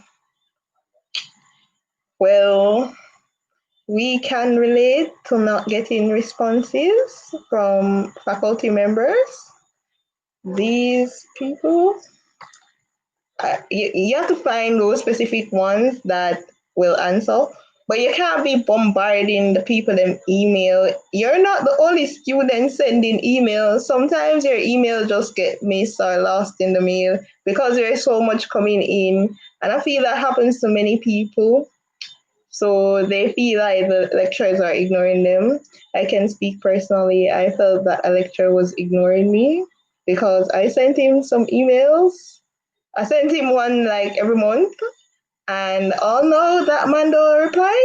So that's okay. You just work your way through life and ask any pressing questions. You ask your tutors. Those people, they reply. They reply. I think it goes back to what Trevin was also saying, to be patient because they are only human. And right now is registration, and so there's a lot of requests coming in, a lot of overrides, a lot of errors, and all of that. And as you said a while ago, a lot of students are sending in their concerns and so on. So I think you should just be patient and see how it unfolds, because registration is not yet finished. And as Trivian said earlier as well, you are not needed, or you're not required to be fully registered. So just be patient and see how it turns out. If not, then you can take that step further. But don't be disencouraged, because it happens sometime and you just have to, keep the ball rolling at the same time. So, on top of what Anika just said, I'm going to say the same thing over again. I'm so sorry. Please attend academic advising, because you're not required to be registered as yet, because academic advising has not been held. So you're not required to be registered as yet, because as a fresher, they want to talk to your lecturers. They want the lecturers to have an understanding of where the students are going, where they want to go, and so the lecturers and the admin can point you in the right direction. So academic advising is Monday to Tuesday next week, 30th, 31st, and the 1st, depending on your surname.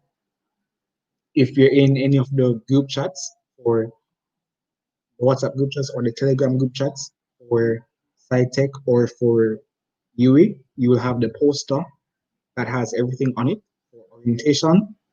If not, I can ask someone to say it again. But everything should, your academic advising should be held between Monday and Tuesday, depending on your last name. And orientation is also on Monday for new students, I should say, for new students. If you're a returning student, it is slightly different for you. You have a different date, and I will send it out to you in the WhatsApp groups, on Telegram groups, orientation poster. So please look out for that, and it should answer to your question. Please make every single effort that you can push out of your body to go to academic advising. Thank you. Back to you, Jonte. So, anybody have any questions? The chat is open. You can ask. So while those questions come in, we're gonna speak about our first year experience. So we're gonna start with Miss Anika Sir. Oh, well, for me, first year it started out a little bit rocky, to be honest, because not in, not in terms of geography per se, but being over by SciTech on a whole, the workload I was drowning, especially with physics and all of that. But for geography, I was happy and lucky to have quite a few friends that I knew previously that are doing geography. And what kind of messed me up at first, about the first month in the first semester, was the fact that I wasn't reading and I wasn't taking notes. Sleep was my best friend. I have quite a few pictures of me sleeping through the lecture, and so I didn't know much because I wasn't being on top of my game. So that is why at the beginning of this session, I said my advice to everyone was to always be on top of your game. Kamaria also said it. Please read over your notes, read ahead of the lecturers if possible, and all of that. And so after the first few months or so, I went ahead and just get the ball rolling, and it turned out completely for me. The physics was still a struggle, but geo, love geo. So whether I have headaches, heartaches, or whatever from geo, I'm not going to complain a lot. I complain, but not a lot, right? So that was my first year experience. The ending part, though, when we had to, go online and all of that, it was a little hassle for me because, I wasn't used to it, and the transition was kind of rocky, and I wasn't interacting with anybody, and so I had just had to sit by myself and watch these lectures and watch these lectures, online and all of that. But it works out in the end. And another advice I would have for first years also is to somebody else said it as well. Friend your tutors. Friend your tutors. Let me repeat that. Friend your tutors. Tutors helped me a lot. Saved me multiple times because sometimes you can't get through to the lecturer, and they're the closest ones you can talk to, and so on. So friend your lecturers because they really help. So that's my two piece. Oh, next we have Miss Thompson. Thomas, Thomas. I'm sorry. Oh my god, I'm so sorry. Um, okay, so my first year experience was really, really challenging. I know that Anika said some wise words and she repeated what I said earlier. And let me tell you, experience teaches wisdom because I was juggling life sciences, not prelim courses, sorry, life sciences courses along with geography and geology courses. It was a hassle. It was the biggest hassle ever. I was drowning. I was always busy. I was always doing an essay or a drawing or coloring. It was a lot. It was a lot. But you see, the thing is, you have to have a passion for what you do. You see, if you have a passion for it, you're gonna get lost. You're gonna get so stressed out that you're gonna just stop working, stop doing everything. Once you have the passion for what you're pursuing, you're gonna go at it even when the hard days comes, even when the days when you're getting back some grades that don't make no sense come, because those days might come, might not, but they probably will.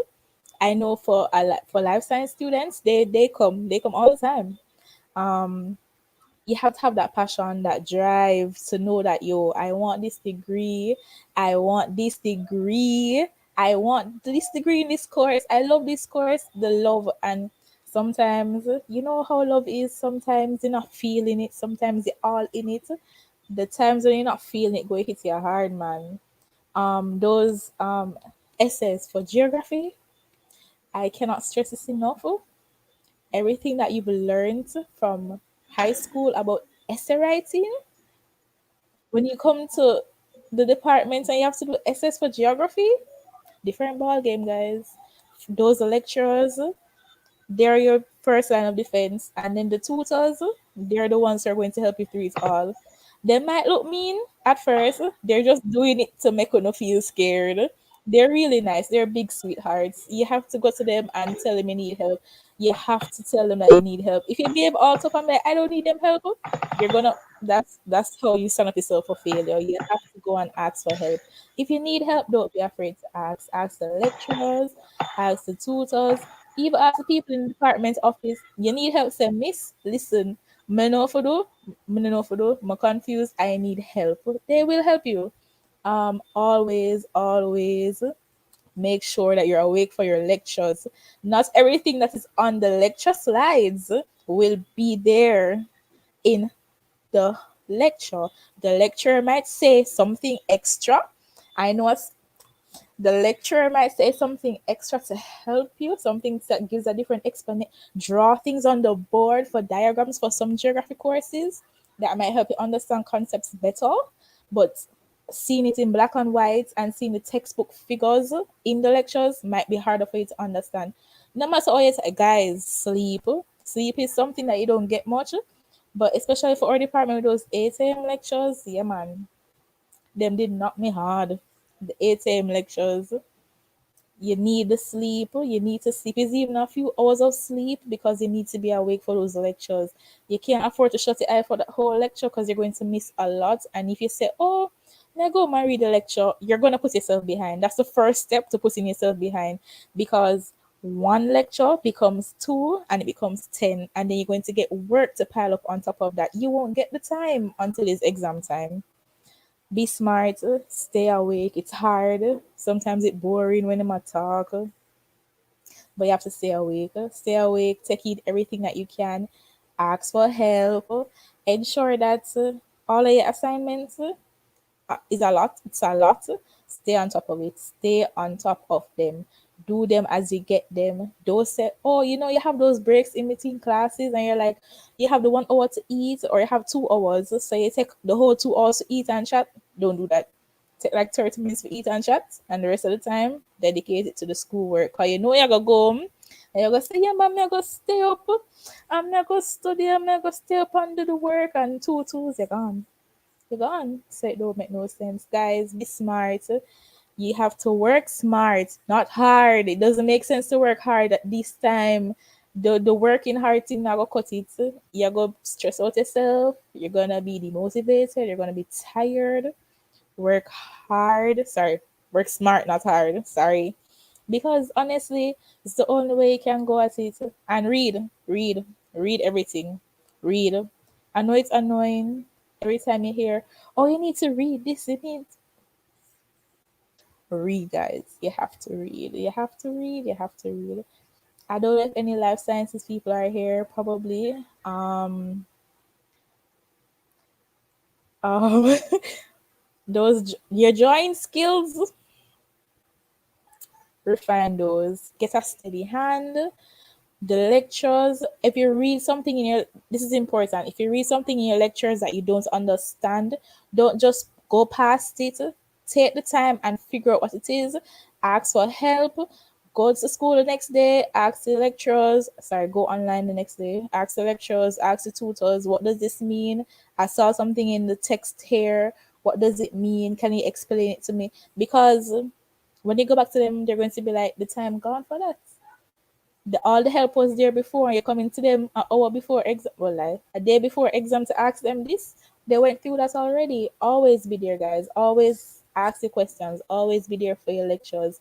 If you miss them, you have to put in twice as much work. Trust me, because I used to miss out on things because of the workload. Put in twice as much as the work. Get it done.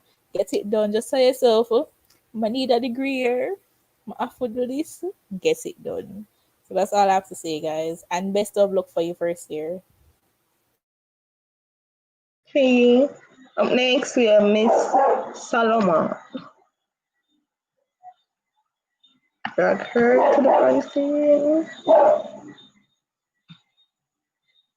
Shashanique. Okay, so yeah, I'm here for my first. Okay, let's start. Let me start by saying, going into university, I knew exactly what I wanted to do, and I knew exactly what for my major and my minor.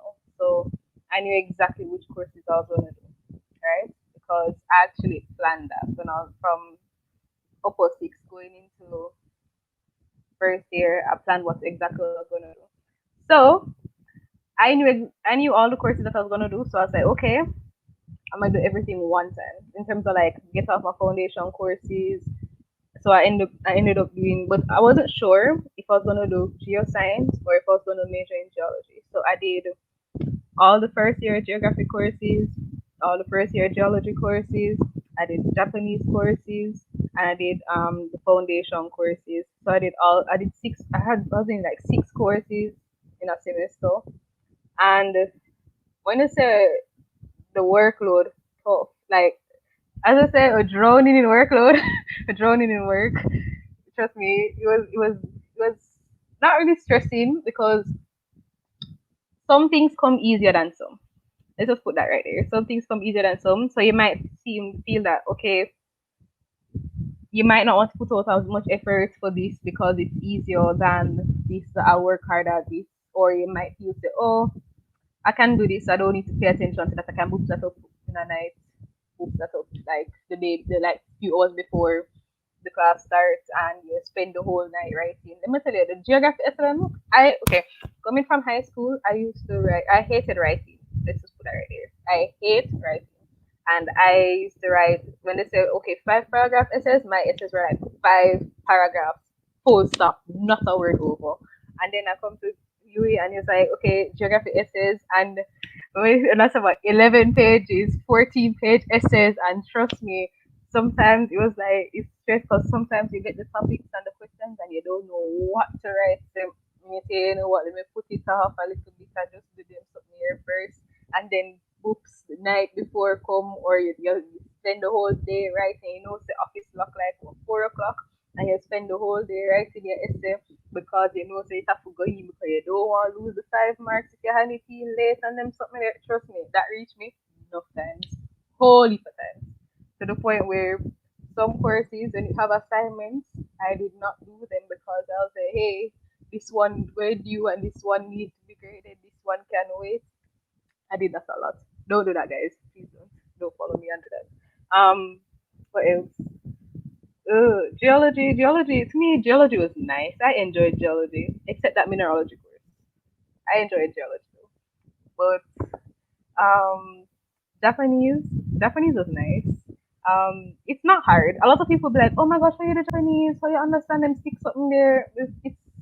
It's okay. You learn how to read them and write them first, and then you start progressing. It's like any other language. It's like when you just start writing English letters A B C D. You know when you're freaking though, you start learning to write the letters. Then you start forming small words. Then you start going sentences, and you start going paragraphs.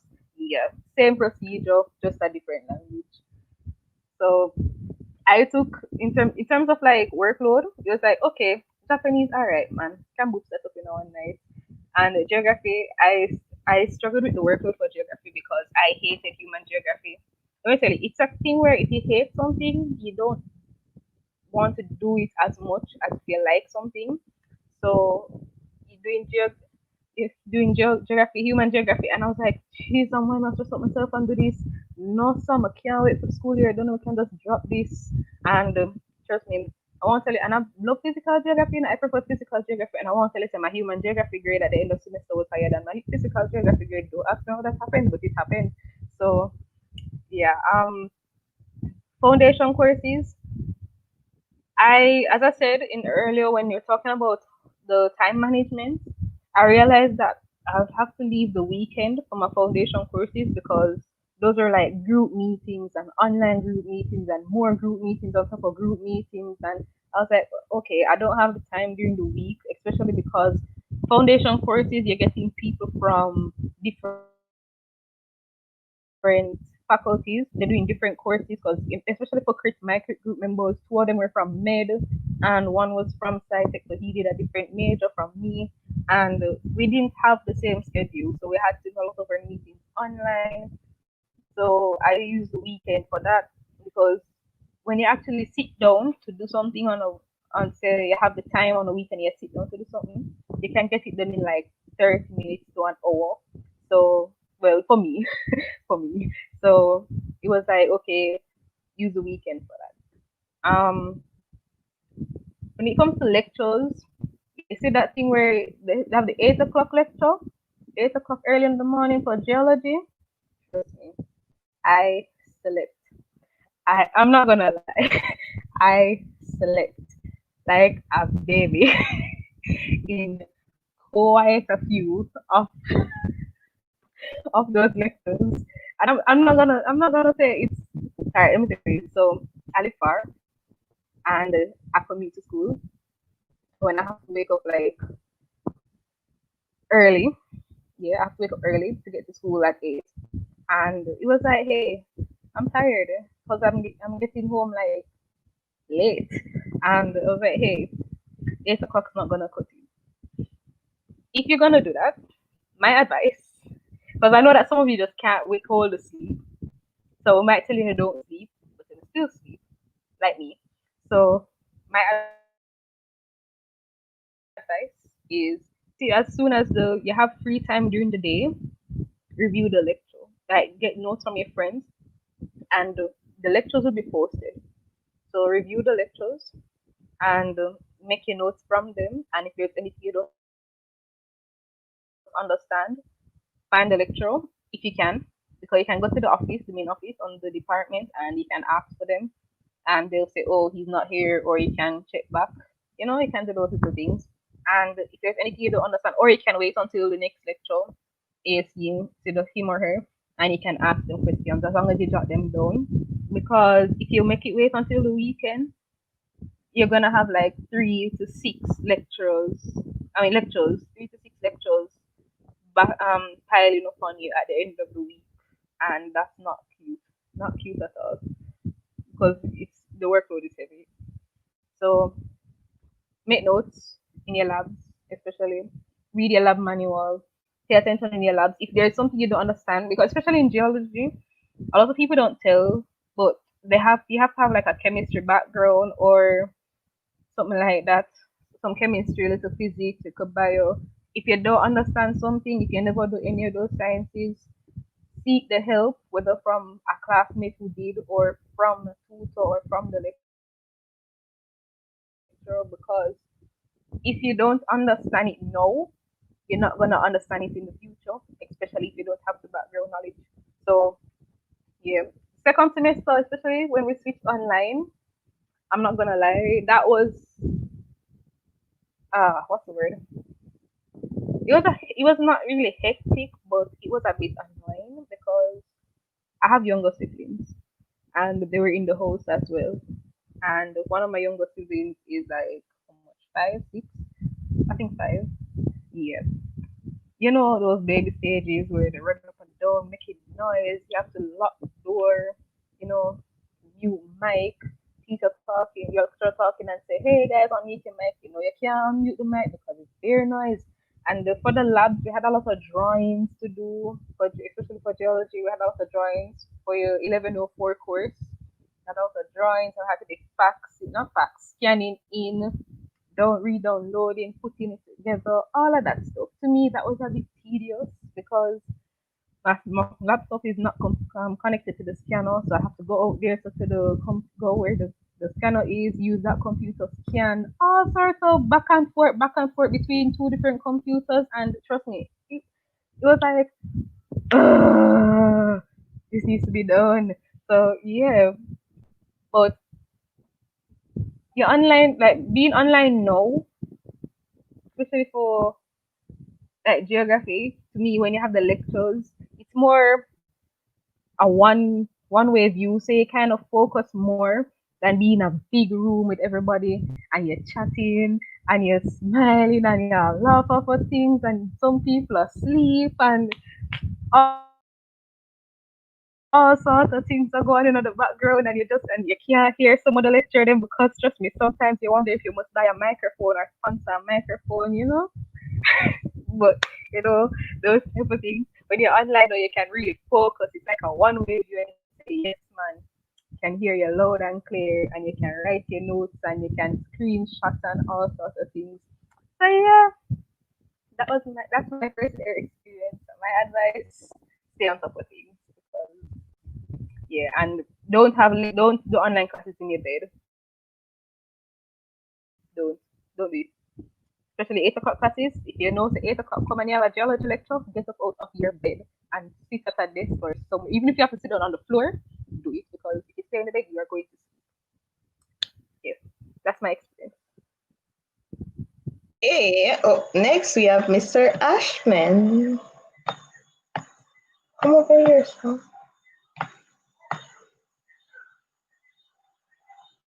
Your mic is muted.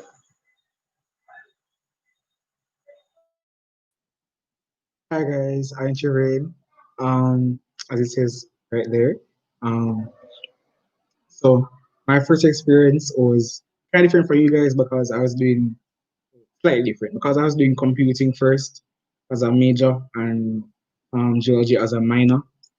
My main focus was at computing, and computing can be very um, you have to be very focused when you're computing, and you have to be on top of the wall. It can be to the side, they can be behind it, you have to be on top of it at all times. Um, so there is that. First year geology courses, I really like them. Like I really, really like them. I remember all my experiences from 1101 in first year, first semester when I just went into UWI to like my last geology course I did last semester. Like every experience of a geology, I think it's very worthwhile and it's very memorable for them. Um, so yeah. My first experience in geology, I remember when we had the field trip, and I was so hyped up on going on a field trip because the last time I went on a field trip was probably like 2 years back, and the field trip was like on campus, and I was like, "What is this? It's not a field trip. I'm on campus same way. This don't add up." And I'm telling you, if I didn't go on that field trip, I can tell you I wouldn't have been where I am right now in terms of doing all the stuff I know now. And as I said before, the department starts you off really small and builds you up as time goes along.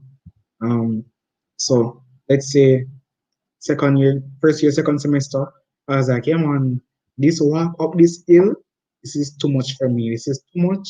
It is my breaking point. I'm not going anymore. And then you go in, you start next year, and you go in a Egypt next year, and you're like, Skyline Drive, who Mountain Walk, who I've done more than this, and it really helps. And from start to finish, to be honest. And I can tell you, from even from first year, starting off in first semester, anybody who's in second year, you really come a far away. If you're in third year now, you really come a far away from who you were before. And you have to sometimes you have to really stop and look back at what you have done and the achievements that you have made and how far you have came, how far you've come. Because when I was on the residential trip and I was like, hold on, you guys remember when we just walk around campus and we were like, yeah man, this tough, you know? We walk around campus in the hot sun and we're like, yeah man, this tough. We can't do more than this.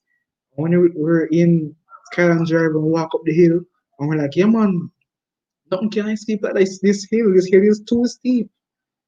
And you go into the residential ship and you're like, okay, can I climb this hill? It look like this, but I probably can climb it.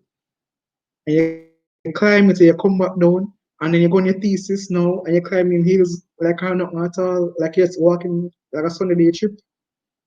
Like the transition that you make throughout the years is very drastic, and it happens over a quick period of time.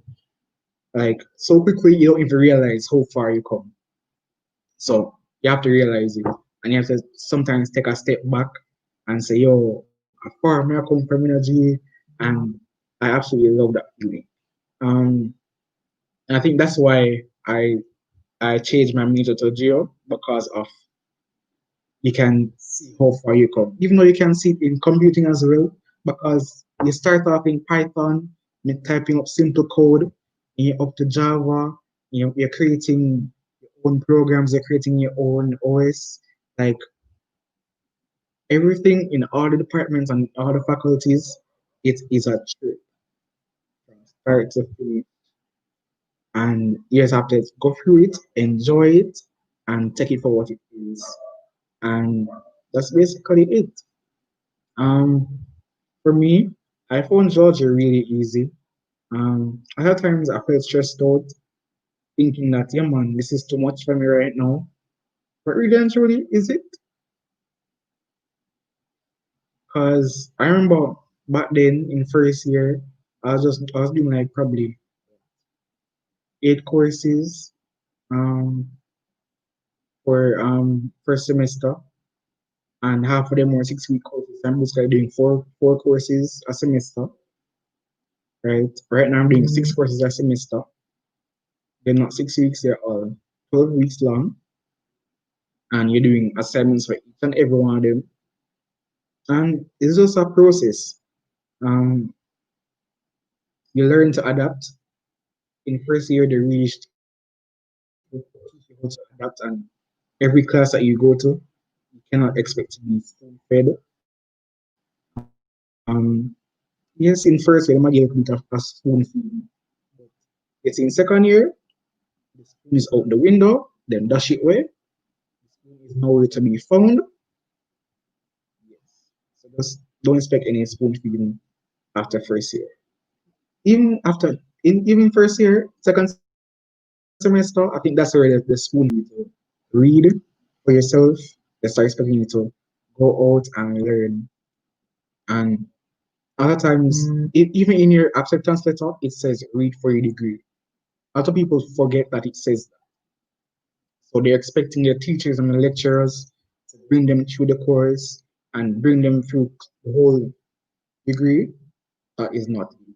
You're expected to read, you're expected to go out and get information that you need to get. You're expected to go out there and learn for yourself.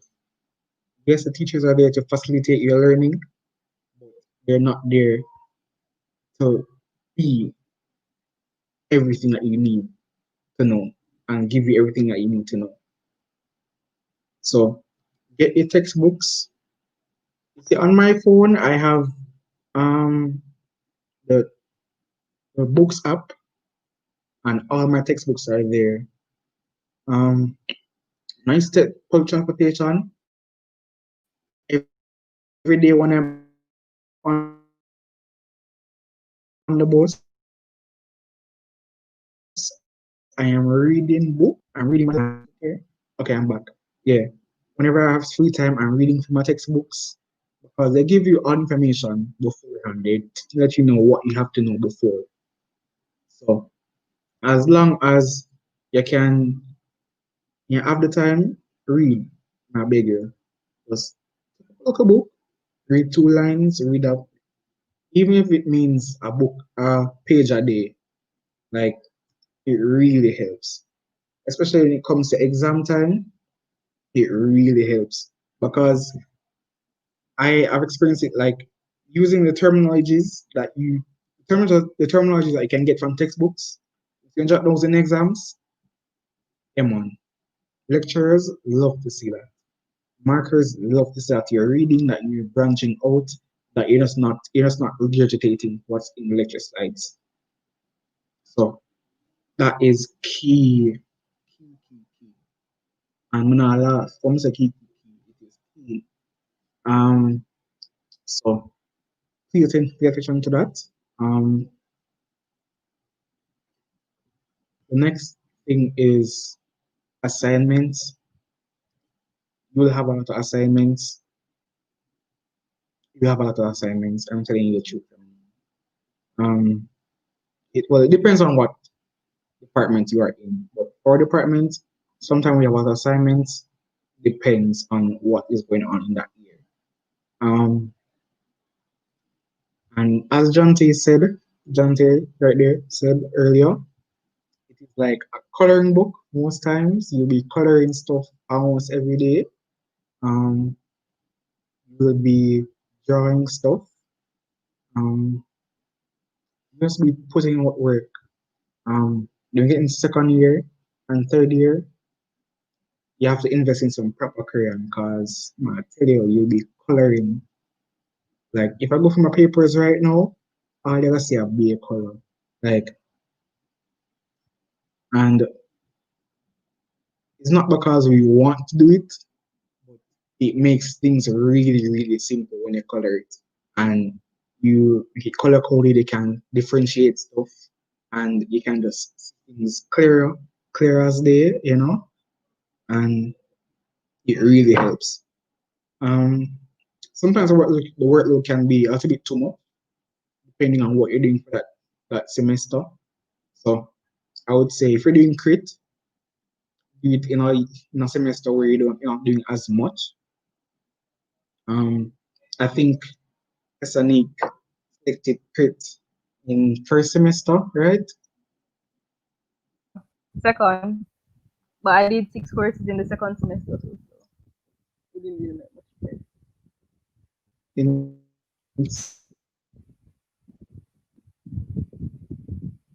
I did crit in the second semester, but I was doing 6 courses at the same time. So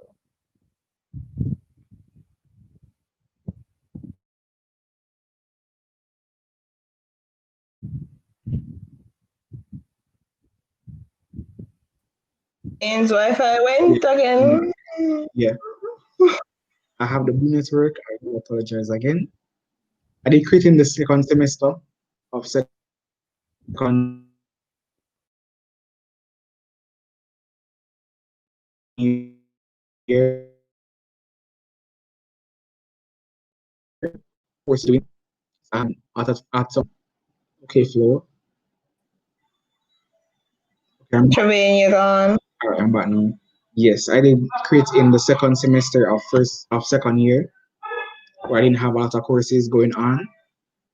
I did law and gov and I did carib civ. Um, carib civ can be really easy. It can be hard depending on if you don't like to read, because the books you will not, other times the books you will not find anything on the books on Google. You will not find anything because the books are either brand new or the books are yet to be reviewed by anybody. So you will not find anything. So you are forced to read the book from start to finish and formulate our opinion on that book. It teaches you responsibility, time management, and a lot of things. How to cite, how to formulate opinions, how to do a lot of things. So you want to do crit in first year because it teaches you how to write your essays and how to cite. Want to do character in um you can do character first semester and crit in the second semester because those two courses right there. So Carib teaches you how to formulate your opinion when you read, how to formulate, how to read and say, okay, this is what the writer wanted you to see, this is what the reader intention was. And then when you do crit now, you gotta say, all right, boom, you can bring everything together. You can look at scientific writing now and say, okay, this is what the writer wanted you to see. This is intention. This is how bring it all together, and it really helps. And you can do Lango or a next or a language. Other people decide to do a language because it helps. But Lango, it is a fun piece of work. I'm not gonna lie to you. Um, so you can do either. I'm still doing a language either way. I did Lango, Crit, and Caribsea, but it helps either way. Um, the next thing is free electives, but also you guys are freshers, so um, I don't think I have to go into that as much. Free electives are those courses that you can pick up on top of any course that you're doing, and it adds to your credit. That is a simplified definition of free electives. Um, yeah, thanks, Jante. Back to you now. Okay. Yeah, I'll keep my experience short and simple because I've been here for over 2 hours and I'm sure everybody is tired and hungry and want to go away. So, well, my experience is a little bit different from theirs because I'm a delinquent. If you know me, you know I like to sleep. I did computer science major and geography minor, and let me tell you, I slept through most of my lectures. Don't do that, guys. Don't follow me.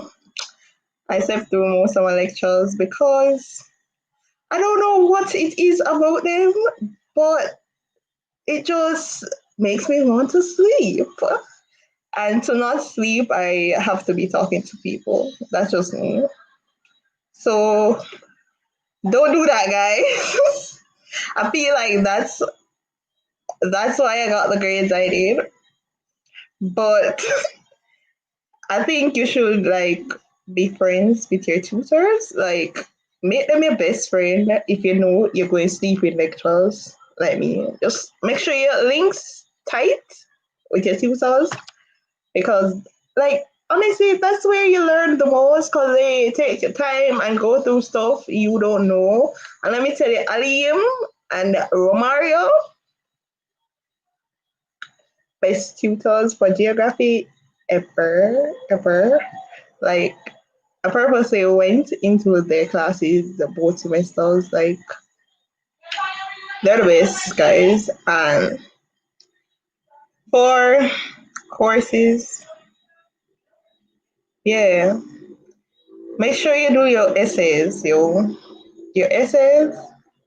Make sure you try to get as much points on your essays during tutorial so that during exam, if you see that question repeat, you can literally just write it out. Like write it out. That's what I did for my first exam. I think yes, semester one exam. I for human geography, I got two essay questions. I got in tutorial, and I literally wrote them out. And yeah, I got a nice grade. I'm biased. I like human geography. I don't like physical. Everybody knows I don't like physical geography. It almost made me drop geo. Like first year, I almost dropped geo because it never did work out. I never like it. The lectures weren't my type. Soils, everything. And then the exam, I got 1.5 question that I studied for. Like I swat 4 whole essays, and one, well, not even 1.5, it's half a question come back. And I wouldn't know how to answer it if I never learned little something from my tutorial or from grade 9 geography. So guys, make sure you know your essay them.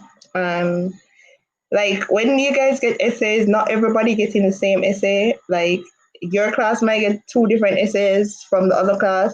So when it comes down to exam time, just make sure you go around people and say, "Did you get that? Can I see your that?" Tell them send it in. Try do it. Yeah. Now that it's online, they expect more from you because they give you time to write your essays. And you will think you have the best top Shatterman essay, And these lecturers are like, no, hon, you ain't gonna get it. No, thank you. So, yeah, just make sure you try your best. And Google is your best friend. First semester, I was an idiot. I went to the library. Who tell me go library and I don't like read book? No.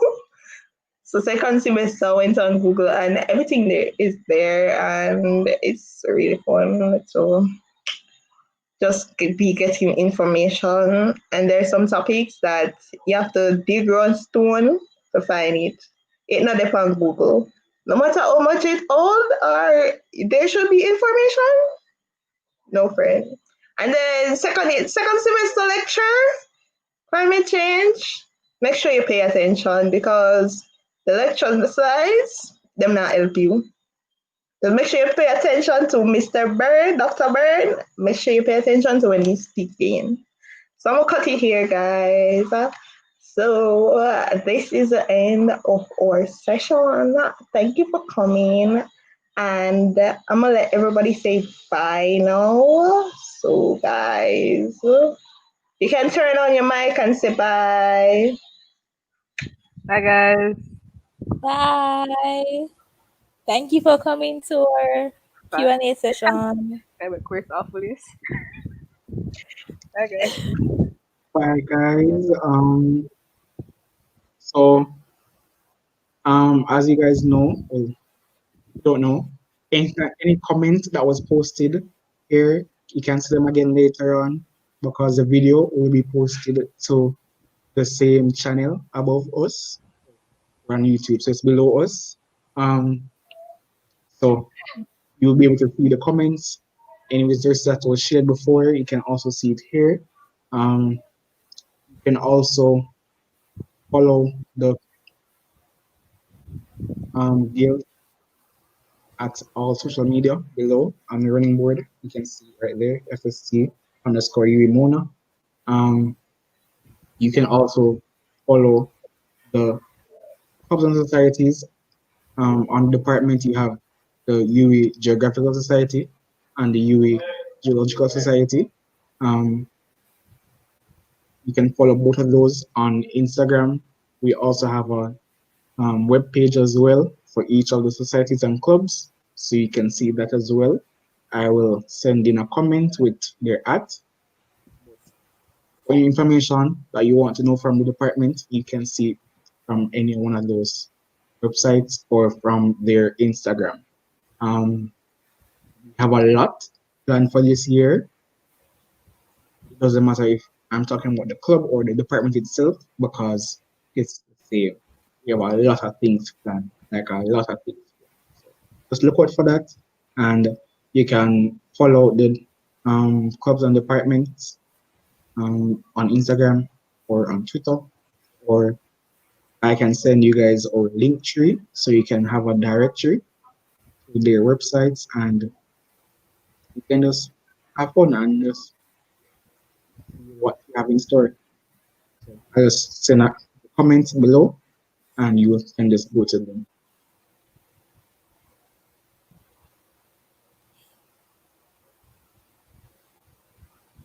Young lady, you are on mic. Thanks for having us, guys. Big up the FST Guild Committee and everybody on every subcommittee, like FST, big like Faculty of Greatness. Big, big. Everything I got leaked. Even though we're online and limited face to face, guys, everything I got shot. Bye. Bye, guys. Welcome to FST channel. Bye, guys. Okay. And broadcast. Hold on. Comments. That's some comments. Hold on. For Long John, so let Ravers, me add in one guys. the Tropical Society's Instagram. Hold Thank you for on. thank you guys Yes, for coming. thanks everybody for coming in. Like, I love y'all. Like, thanks for the support and the comments. Thank you guys. All the first years. Hope you have some interesting experiences, even though you're online. Tell your friends to check out the video on YouTube, FST YouTube channel. If they have any questions, we have a freshers group chat for geography and geology. If you have any questions, you can ask us. Any more questions, you can ask us there. Thank you.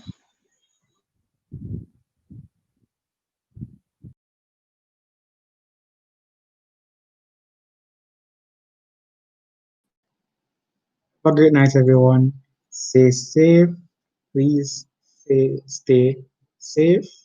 We have a lot of cases. Please stay safe and wash your hands, sanitize your hands, stay home if you don't have to go anywhere. And yeah, just protect yourself and protect your friends, protect your family. And thank you. Thank you for attending. And we really appreciate it. Have a great night, guys. Bye.